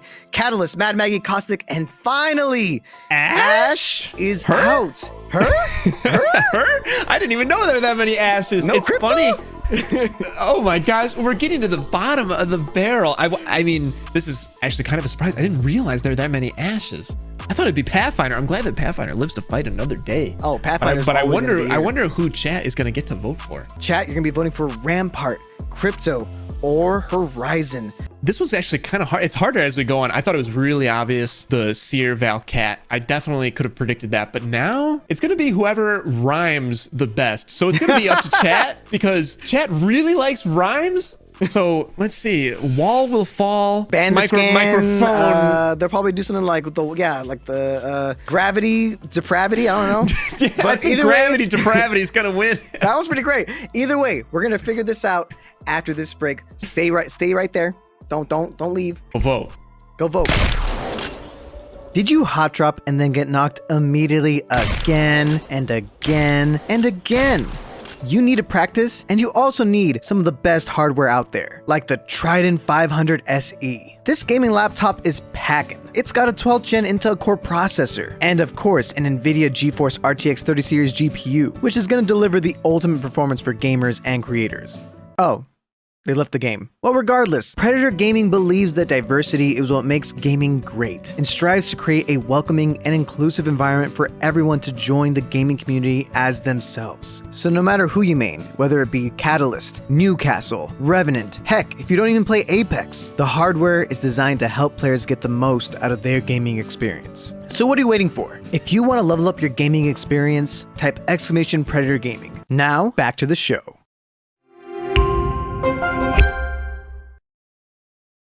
We are back. The final round is upon us. 5 whole rounds of shenanigans and craziness occurring. And I think what's kind of crazy is we thought they would get away with it, but just like the end of Breaking Bad. Oh, sorry, I keep spoiling things. Don't ignore me. Ignore me. Go, Boom. Just say what you got to do. Who got banned, Boom? Dude, this was just like when Voldemort. Oh, sorry. Oh, shoot. And the person that got banned is none other than Crypto. Drone is gone, baby. And now Crypto, the scans are all out. It's going to be intense. Crypto has actually been one of the most used legends by the #1 team, or I don't know if they're #1 now, but Saucer's team was using Crypto basically the entire time. Let's check out some of these replays and see some of the Cryptos in action, because there was a ton of them. Let's check it out. Oh, look at that. Big push. A lot of damage coming in. This was Sweet Dreams getting those kills, and Pirahald. Oh, big almost trades. not getting. This was such an important stabilization by Sykes. I mean, they were absolutely on their last leg. Oh, they did understood so well here, but they ended up getting ratted on by the Panders bow. and Rambo. Oh my Who gosh. got a ton of kills this game, by the way. This might have been one of my favorite plays, by the way. This Rambo's push here. This was just so hype. It was all abilities and nades. That's so great. Oh, and look, check this out. Oh, the Kraber from Presley in the air. Kraber coming out. Huge damage there. Nano getting a big pick off Zero. And then Yeah, Sykes getting some really damage in the small. air. Smart use of the zone. They collapsed on that team really well. That's very smart. This is your top teams right now, and you can see what legends they were using. You saw Rambo get away with using Bangalore the whole time, and I think Rambo's going to still be able to use Horizon again. I mean, you saw some people like, where is it at? Saucer using Crypto. Crypto was used 4 times on their team. They used Crypto 4 whole rounds in a row. I mean, just you could see which teams were definitely dominant. I mean, Verhulst was using Rampart 2 rounds in a row. Oh, I think Rampart should have been used on Verhulst in the second round. This is such a great graphic. I love seeing the way that these teams have adapted. A lot of Ramparts towards the end, a lot of fuses near the end. Revenant. I imagine we're still going to be seeing Revenant being really popular because Octane is still in the game. Octane's still in. I'm excited. I definitely think that the people that I'm surprised survived the chopping block this long: Horizon, Rampart, Watson. I mean, shoot, Fuse even. Fuse is showing a really dominant force, but hey, I think it's because they're good in doses, but not good if everybody's using them. I think that's the strat that people are choosing. In first place, Rambo, even though they didn't get in the top 3, they took the lead. They took the lead with the kills. Playing as well, they were solo for a little bit, ended up getting the res. They were duo for a while, and eliminations are working. We were laughing about it earlier, but you have to go all the way down to 8th place to find an equivalent. Oh, sorry, 6th place to find an equivalent or less amount of placement points. It's just all elims. They are so fun to watch. Sauce ends up dropping a little bit. They had a really tough game, and his Watson is pulling up in 3rd place. They're staying very consistent, but the top end of this bracket is so strong. These are the teams to look out for. The top 5, Monsoon's team, Verhulst's team, his Watson, Saucer, Rambo. These 5 are basically defending. They're defending themselves from this. But look, Sweet Dreams climbing up. They went from 17th all the way to 11th. They have 29 points. And I know 29 points may not seem like a lot, but in the top 10, there's a lot of 30s, a lot of blank 30s. They can easily get a big win with a ton of points and still get squeezed into the top 5 with ease. Yeah, honestly, even if 12th place has an enormous game, they could end up being pushed into 1st. And here's our elimination updated. Here's the tracker. Updated one. The good elimination one. We finally got it fixed. Rambo is now number 1, which makes sense. Rambo's been crushing it. Rambo's just been telling everybody, hey, I may be retiring, but I'm going to retire you guys too. Retire with me. Let me show you how to sleep. Exactly. Panders, though, right behind with 15 eliminations. Phony with 12. Shuby with 11 and 3rd. This is looking really great for a lot of these teams, and I'm super excited. Rambo could walk away with both placement money and money for the highest. Yeah. The Predator money. Either way, we're getting into this round. I don't think anything's... Opinion, what is going on with our screen? I think I just saw God. Yeah, I think I saw God as well. This is very interesting. I wonder if we're going to end up getting Macdown 3 early. Thankfully, Respawn added custom lobbies, so you know, if this group of 60 gunners wants to continue, they can also do it on their own. Oh man, I mean, I'm just glad they're loving the format. I know Saucer's loving it. Their team's been doing really well. They're one of the top 3 contenders, and I think a lot of teams could end up still wanting to do it. 2 more games could be fun, especially if they're just money matches, just extra VIP money matches. Oh, already though, Yanya's like saying, "Hey, we need this. We need it." So good. Yanya's amazing. We knew that action was going to be happening here. This is one of the contested people. Naughty's down, but Verhulst is still going to get fully back up. I think they're going to get the red. Oh no, they got them too soon. But it's a 2v2. It's like this is a great contest. Trying to go tit for tat, trying to get the knock on their teammates, so that way, you know, everybody stays a pure 2v2. Oh man. I mean, both teams are going to kill each other. I don't think either duo is going to walk away from this. One team's dying. Great damage coming out on Verhulst. Okay. But they're not able to follow up. He's even better damage on Mamba. He's 1. I think the rooftops is definitely the play, but the problem I have with the rooftops is that there's so many angles they can be pushed from. So I think it's like you either get out now, try to get the banner, but they're going to gatekeep that banner with their life. They're going to do everything in their power to make sure that that banner is not taken. They do not want Verhulst to get fully stacked, especially because Verhulst is one of the top 5 teams, and they know it. Yeah, it's funny. They're just sitting on Naughty's banner. They don't want him to get it. Oh, and no! Here comes the commitment. Skittle Cakes gets knocked immediately, and Verhulst is out! That was a top 5 contender team! That's brutal, because Verhulst, I mean, he's good with anything, but he was using a Mozambique, and this is not the April Fool's mode. Oh, that's so unfortunate. That's so unfortunate to be out that early, and especially because they were in the money before, but I think they were in the top 3, I want to say 3rd, 4th place-ish, and I think if other teams can climb up, that's not going to look good for them, and they know it. I think that's really a heartbreaking defeat. They're going to have to watch and hope and pray that a lot of these other teams that are swooping in also die early. Yeah, this is a really competitive group, and going out early it can just be dragged away from them just as easily as that, which is tragic. They've done so well all day. iShiny's team has really been sticking with this Newcastle. They know that Newcastle is fun. Newcastle is what they like. It's what they're comfortable with. But they're opting to also use a Gibby composition, which makes sense. The double shielding, you want that protection. Watson to also put up a gen. They just want to have a spot in zone and hold it with their life. This is so great. I just want to take a second.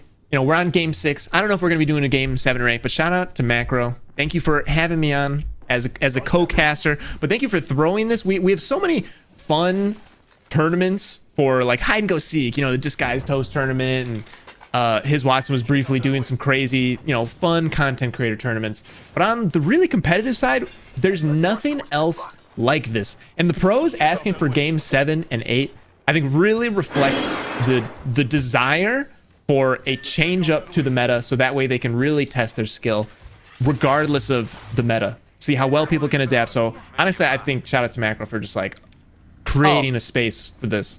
I'm almost going to be in tears. I just feel like a lot of these people I look up to really enjoy the concept, and they really enjoy, like, maybe they don't like my casting or something. I don't care about that. But if they like the vibe, Macdown is going to be here to stay. Me and Airlock, with the help of Predator Gaming, shout out Predator Gaming for coming through with the prize money.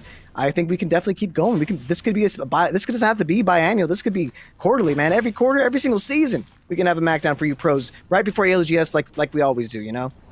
Yeah, that'd be great. Oh, there it goes, Hack trying to get in there. Steam Stomp. They want the KP. They want to get on the top of the leaderboard here. They do have a chance to actually swoop in if they get a really good game here. And I feel like a lot of teams, you can almost count on a team having a Seer and Catalyst in the beginning of the game, you know? But now it's like, wait a minute, what's their comp? We got Anmu on Vantage. Finally, Vantage coming through, not just from game 3. We got Reptar on Mirage. And it's funny, they're finally having success. This is one of our bottom placing teams. And it only took Mirage, Vantage, Fuse for them to find their stride. Oh, they're realizing that at this point, they are not in the money, but they can do some funny clips. And I play love spoiler. Reptar. I love Reptar's, like, Reptar is one of the people that was also in Macdown 1. He was in the money last time, so he's done pretty well last time. But now that it's full of pros, it's a little bit of a different story. And I know that he wanted to show that he's still definitely very capable, and he is. Everyone here is so talented. Just because you're not in the top 5, it doesn't mean that you're not a good player. You guys are all significantly better than 99% of the players. We all know this, and I love seeing you guys show off your skills on all these new legends. So thanks for coming through, the pros that came through and are really enjoying this composition. But man, look at a lot of Pathfinders, a lot of seeing Lobas in every now and then is really exciting. Some fuses as well. A lot of Gibbies. I'm surprised about Gibby the most because I thought that Watson would be like kind of a foil to Gibby. Enemy gets some nice shots down on Anmu, but if Anmu ends up surviving, I imagine he's gonna have something to say with this Vantage passive. And that Loba knock is maybe looking to follow up because they could just zip line him back up if he wants. His Anu is 1. Okay, looking they're pretty holding. good. I mean, he must have thought he's behind that rock. It's funny without blood on, without seer. I know they have We're no gonna end up a lot of information. situations with just holding. Like I think he's behind that rock, and like actually they're just long gone. They were hoping for the best scans. I think, you know, all the legends, the different abilities, the lore is so great, but sometimes, you know, certain abilities can be pretty impressive for competitive. Look at his Watson's team, by the way. This team there is no combination, rhyme or reason. It's all about get in, get kills. They got an Octane, a Pathfinder, Horizon. It's all speed. This is literally pub stomping for them. This is so on brand for them. They're just ape incarnate, and they're sharing a building. They're going for these 3 kills. They want it. I love that they're not satisfied with 2nd place, 3rd place. They're going bigger, going home. Oh, they want this. I think of the teams, they probably can have it. Keon hits himself with his own nade. Gonna fight. He swung Is it on enough? so Keon's, hard by very weakened. Monsoon. But Keon had a the much knock. more favorable trade. Knock Wow, on by his Monsoon. Watson. This is what I'm talking about. They're just playing ranked right now. They're playing ranked. They have such great chemistry. Did the bracelet fail? He wasn't able to get it off. I think it did. That's unfortunate for Knock. That's going to cost them. They may be able. She may be able to crawl through. This is a different team there. This is a triangle. This is a love triangle of death. Oh yeah. Nocturnal was trying to third party, so he's kind of paying the price. I think the word you were looking for is a death triangle. I don't know why you had to. I don't know what kind of love triangles you were in, but that was a death triangle. That would that would have been the.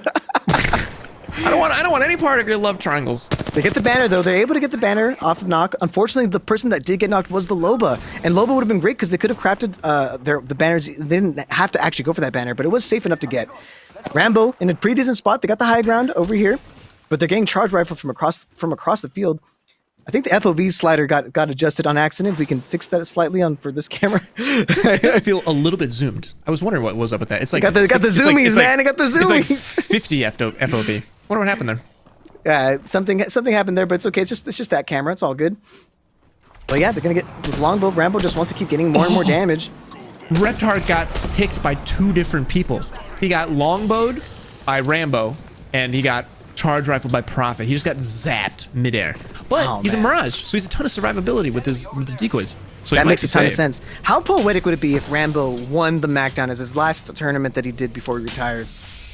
The guy is Florida Michael Jordan of Apex. I am knocking on wood, by the way, because Caster's Curse is a real thing, and we're gonna stop looking at them for a bit. I'm so excited for Reptar. I know Reptar, they want to just get a ton of kills. Maybe they can just cause some chaos, some mischief. They got the most mischievous group of people here. Mirage, Fuse, Vantage. It's just chaos incarnate, and I love it. That's a really good word for it, mischievous. As compared to his Watson's comp, which is all aggro. Also, by the way, they finally just wrapped up Monsoon's team. Oh no, and Fun's team. We joined Phony in the most desperate of situations, but it's 1v1 Duplex Phony. He goes for the res. Is he gonna stick it? Is he actually gonna stick it? There's no way. It worked. It kind of worked. Oh, but there's a team on the inside that's LG Yanya, who decided to introduce himself, and he has to run. I mean, this is gonna be a rat day for Phony. Oh man, that's unfortunate for them. Now we're looking back at Yanya. Yanya's gonna try to get some picks here and there.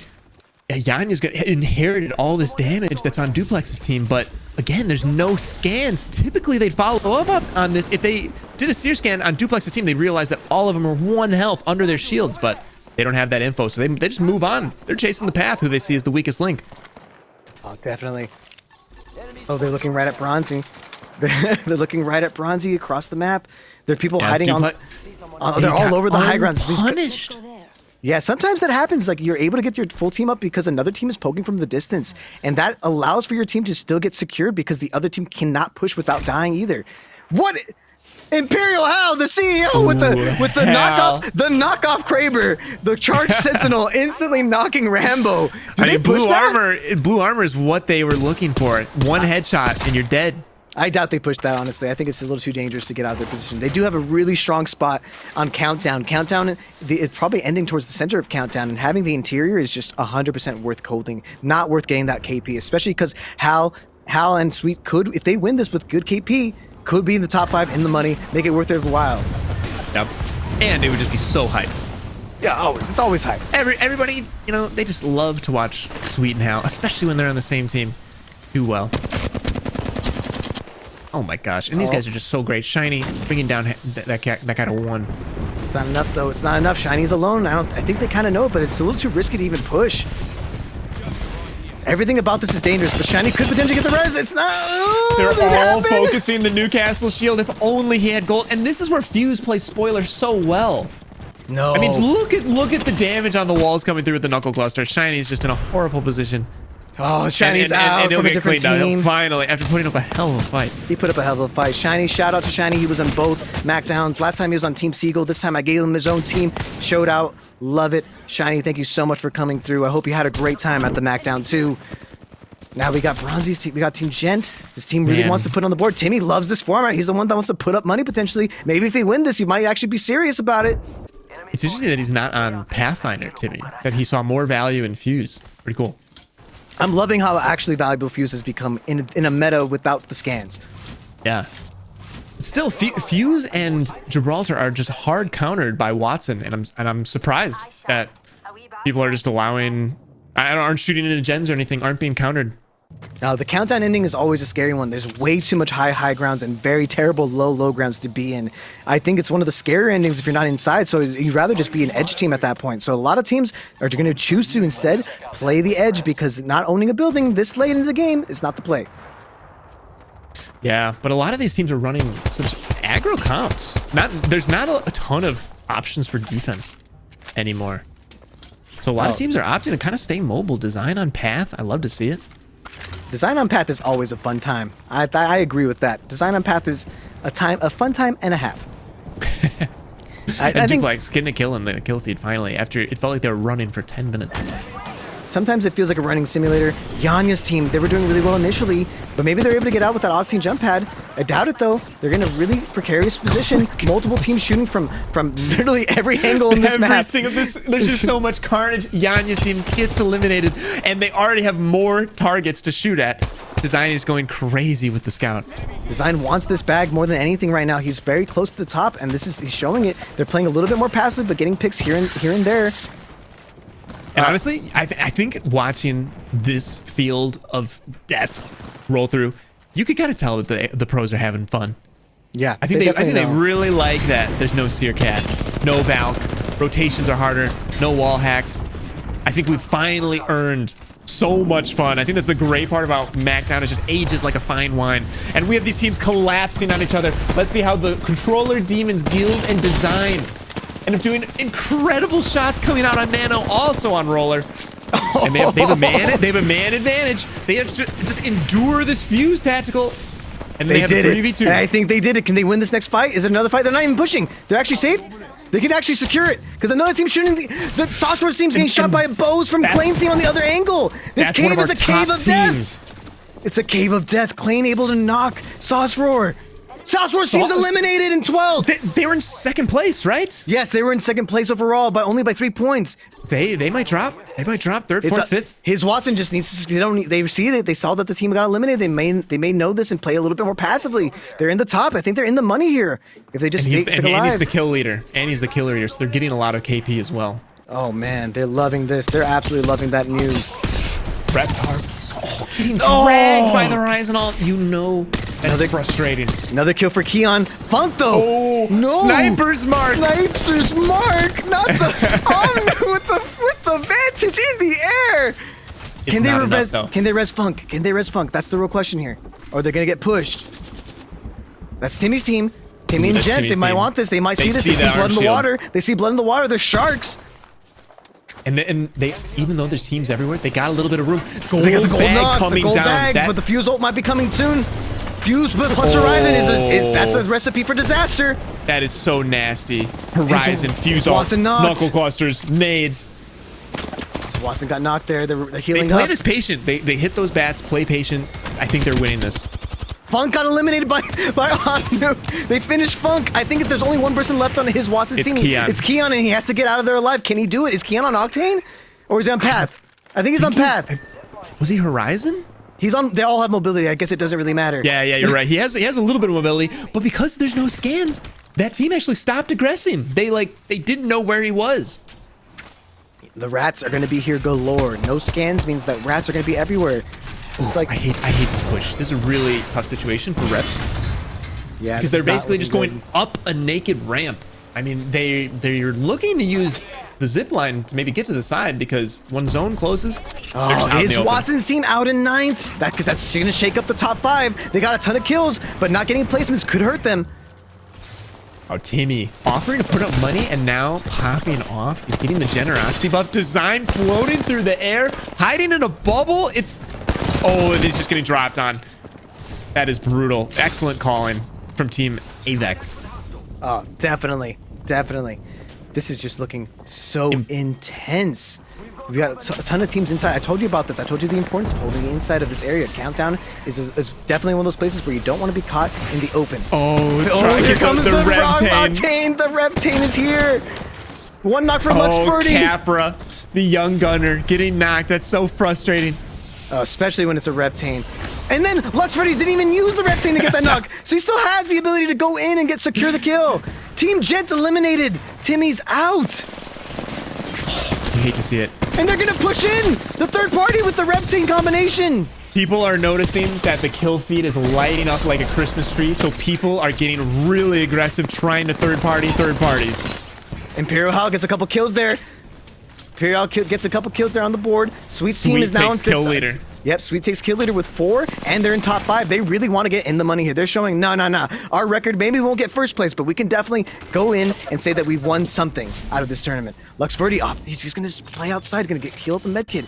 It's a smart position. It's Medkits are kind of loud. Yeah, Oh no, Hal knows! Hal knows! Hal heard him. He heard something. He doesn't know where. He doesn't want to drop either. It's a little too dangerous. But he knows. Oh yeah, you do not want to fall. That's a great position for a Pathfinder to be playing in because you can grapple up at the very last second, launch yourself into the center of the Look map. at this loot that they have. The There's same team just so composition many they won bodies. with. The same team composition that they won with. They're loving it. They love the Gibby. They love the Rampart. They love the Horizon. They're having a field day with it. Rambo though in first place, and They're in full strength finally too. Rambo. Yeah, they're our first place team. So they just need to hold it out. I think they can secure the first place pretty easily now that his Watson is now eliminated. Yeah, honestly, I think top 3. They should outpace his Watson, even though his Watson has had a ton of kills. I think they died with maybe 6 or 7 KP. Oh my gosh, this is so intense. Team of Vexus inside a pretty strong spot, but man. that building is going out of the zone. The zone is not going to be in the building at all. This zone is so unforgiving. We're going to have a clash with Duplex over on the ridge. They're the only ones that retain high ground. Everybody else is just in this open lava field. You said you like lava. Well, here you go. It's literally just a flat surface and the floor is on fire. That does not look very fun for the low ground. Ooh, little Pathfinder pushing with Luxford catching a... Oh, Phony catching the one rat. Oh, dude. Nice pickup, and I don't think Duplex is going to be landing on him because they've got Godspot. They're the ones who are going to be inheriting the height. It's that AVEX team that is going to be pushed out of their little window room here pretty soon. Rambo is playing this so perfectly. I'm so freaking proud of him. The fact that he's like, he could retire and he had the option to not participate, but he's like, you know what? This sounds like fun. I want to still have one last hurrah. And look at that top 4 placement for them, for Team Rambo. When is Revenant going to be coming out for them? I don't know. When is the next totem? The totem's they need coming to find up, cover though. for it.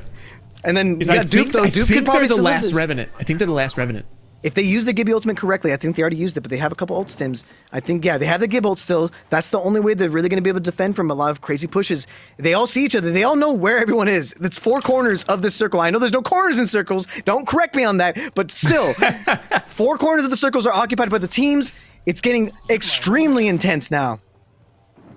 And Duplex is just kind of flashing that Gibby ult, but the team that he throws it at has a Watson, but they are in a horrible position. They triple swing out, and they're pinched between the CEO and Duplex. I don't think AVEX ends up pulling out. I don't think so either. Getting a lot of knocks here. That ultimate was lurking big. in the side, lurking in ever in the shadows is Rambo's team. Another Gibby ult's coming down. That's a second Gibby ult. What season it is? The multi-POVs. Oh my gosh, it's like a fireworks display with the Watson gens and the Gibby ults. Oh, the Rambo coming in sweep. Here we find the final push. Top 3 of Team of Vexus is out. Luxbird is doing such a great job with Pathfinder finding angles. Oh. It's such a great way to play him. The CEO wants this though. Dupe is out next. It's all up to Nasty. It's Rambo versus the CEO. Who's gonna take it? Oh, he tries to get the armor swap, but he fails. Panders is just at 1 health. He needs to get the swap. He gets the swap. And how's not? Rambo takes down the Is it a CEO. 1v1? Oh, it's 1v2. It's a 1v2. Oh my God! Team Sweet wins it again. Two back to back. I mean, that's why people love these two. That's why they call him the CEO. Wow, the back to back. Literally, crazy. game 4, they were 17th place, right? I can't wait to see where they're standing now. Well played. Last but certainly not least, let's check out the final standings. We're gonna figure out who is the top team, and it's the winner. Kind of by a mile. Oh my gosh. There's 3 things I need to talk about. Let's stop from 5th place. In 5th place, Designful coming in clutch with 43 points. Team Designful gets in the money in 5th place. Congratulations, Designful. You guys, your team has earned $600. And then from 17th to 10th place, downtown. Sweet Dreams, Imperial House, Sykes. That team wins 52 points. It's a tie. It's unfortunately a tie, but I believe based off of placement, they would stay in 4th. I believe they would stay in 4th based off of I'm not 100% sure. Cannot believe that happened, Boom. I could not, they clutched it out. 2 wins in a row is what got them there. Sauceroar's team barely able to just by placement, just barely able to inch out Team Sweet Dreams, but they were on top throughout. They're consistent throughout. We didn't get to talk about the top 2. No. Oh God. And in 2nd place was Team His Watson. And then which they were doing so well, they're getting tons of kills, and it was theirs to lose, and they were able to hold it. And then in 1st place, Rambo, who, like I said multiple times, he's gonna retire. We're gonna miss the guy, but he wanted one last huzzah, showed it off. It's so poetic. It's so beautiful that he ends up taking it all. Who was the kill leader? Yeah, who was the elimination leader? It was Panders! Panders! With 19 elimination. Panders, OMG. That is absolutely crazy that you were able to pull that out. Rambo couldn't get both the win and that, but Panders is pretty good with the sauce. Keon, shout out to Keon, still played incredible today. He was my pick for kill leader. So he came in third at 13 eliminations. Still an incredible performance in a absolutely stacked field. Look at these banned legends. Right off the bat, we knew Seer was going to get banned. We knew Valk eventually would get banned. I was not expecting Wraith to get banned that early. I was not expecting Bloodhound. I was expecting Bloodhound to get banned and Bangalore, of course. We move on to the 6th, 7th, 8th, 9th, 10th. That's where it gets a little spicy, I feel like. I feel like the bans got a little, kind of crazy. The people in the chat just had a fun time with those bans. Right. I think the only thing that the later bans were guilty of was having easily rhymable names. Exactly. The top ones were obvious, but these, I mean, you just pass on the gas. It's impossible not to. I was genuinely surprised that Catalyst lasted that long, to be completely honest with you guys. I thought Catalyst would be banned first round, but the fact that it took till basically the third round for Catalyst to be banned, that's nuts for me. Mad Maggie, that blew me. You guys saw it. Me and Boom were completely dumbfounded by that. We had no idea Mad Maggie was being used that often.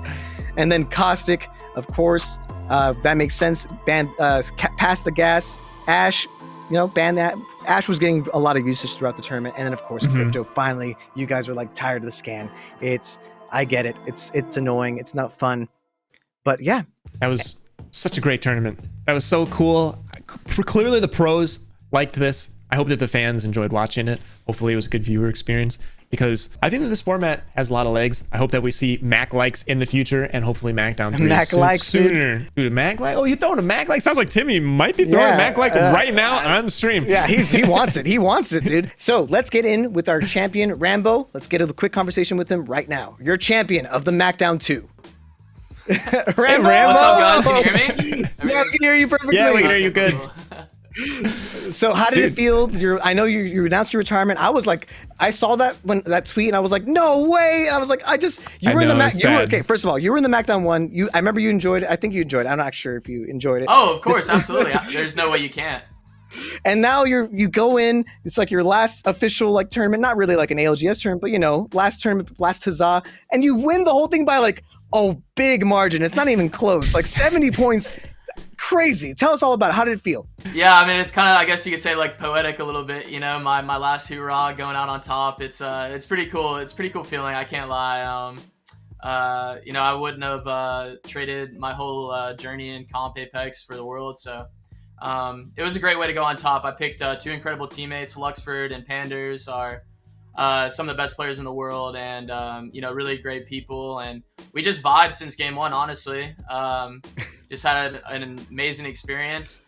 During most of my comp career, I've only been able to really play kind of a zone play style, and so we kind of played more edge this tournament, and kind of just slayed out. I think we had I didn't see exactly. I think we had 15 or 20 more kills in the second place team. So it was a lot of fun. It was a lot of fun. Your eliminations were way higher than your placement points, which was really cool to see you playing edge this game. What was it like having to navigate the bans, and do you feel like you benefited from Seer and Catalyst going out early? Oh yeah, most definitely. I think it's cool. I think kind of as a spectator, you probably get a little bored of seeing just Seer Cat teams all the time. So true. The way the format is just so much fun. It causes a lot of team diversity and teams to switch things up. You can't just stick to one play style or stick to one thing. So yeah, it was nice. I think it benefited us because a lot of us are flex players. I've played personally every character in my competitive career just about. And I know Panders has, and I know Lux has a lot. So I think we benefited, to be honest with you, quite a bit. Well, $4,500 secured for you and your team, an additional 100 for Panders, beating you out too. It's funny. It was a race between you and Panders to see who's gonna get the most kills here, which is awesome to see. Two teammates duke it out for it. But the other big thing that I was so impressed about, and I want to ask you, which legend do you think gave you the most value throughout this entire tournament, as a team? I would probably have to say Bangalore. I think we played Bangalore the first 3 games before Bang got banned. And I think Bang is so good right now, and a little undervalued maybe. I think, a decent amount of teams runner still, but The smokes, especially on Storm Point, because Storm Point is so open in certain spots. So the smokes, and then the Bengal allows you to create and like gain a lot of space. So I'd probably say Bangalore. Cool. And I guess my last question I'm going to ask you is Macdown 3, you want to be on board? You'll be the only one of the few people to do all three. I know you're retired though. Hey, honestly, I mean, maybe I am retired, but I might have to make an exception to try and become the back-to-back champ. That's what I'm talking about. That's it. That's what I like to hear. Rambo, thank you so much. You were so cool to watch. We love that fuse play you did when you like came in with knuckle cluster, nade, nade and ability only. it was like six kills, just abilities. We were big fans of it. I'm glad we got to see that on the live broadcast. You were amazing to watch, and it was honestly poetic to see you win, like right after you just announced your retirement. So that's awesome. Yeah, congrats, Rambo. Thank you guys so much, and thank you again for hosting, man. An absolute blast, and I look forward to watching, or hey, maybe playing in the next one. We'll have to see. We'll come back. That's what I'm talking about. Okay, thank you so much, everybody, for watching. That was such a phenomenal time. I had a blast. I think this was even more enjoyable than the last one because we got to see Apex at its highest level. This is literally ALGS. Like everyone here that was participating are on teams that compete currently in ALGS. So seeing them have to do flex picks and have to make these crazy decisions on the fly was so crazy and so incredible to watch.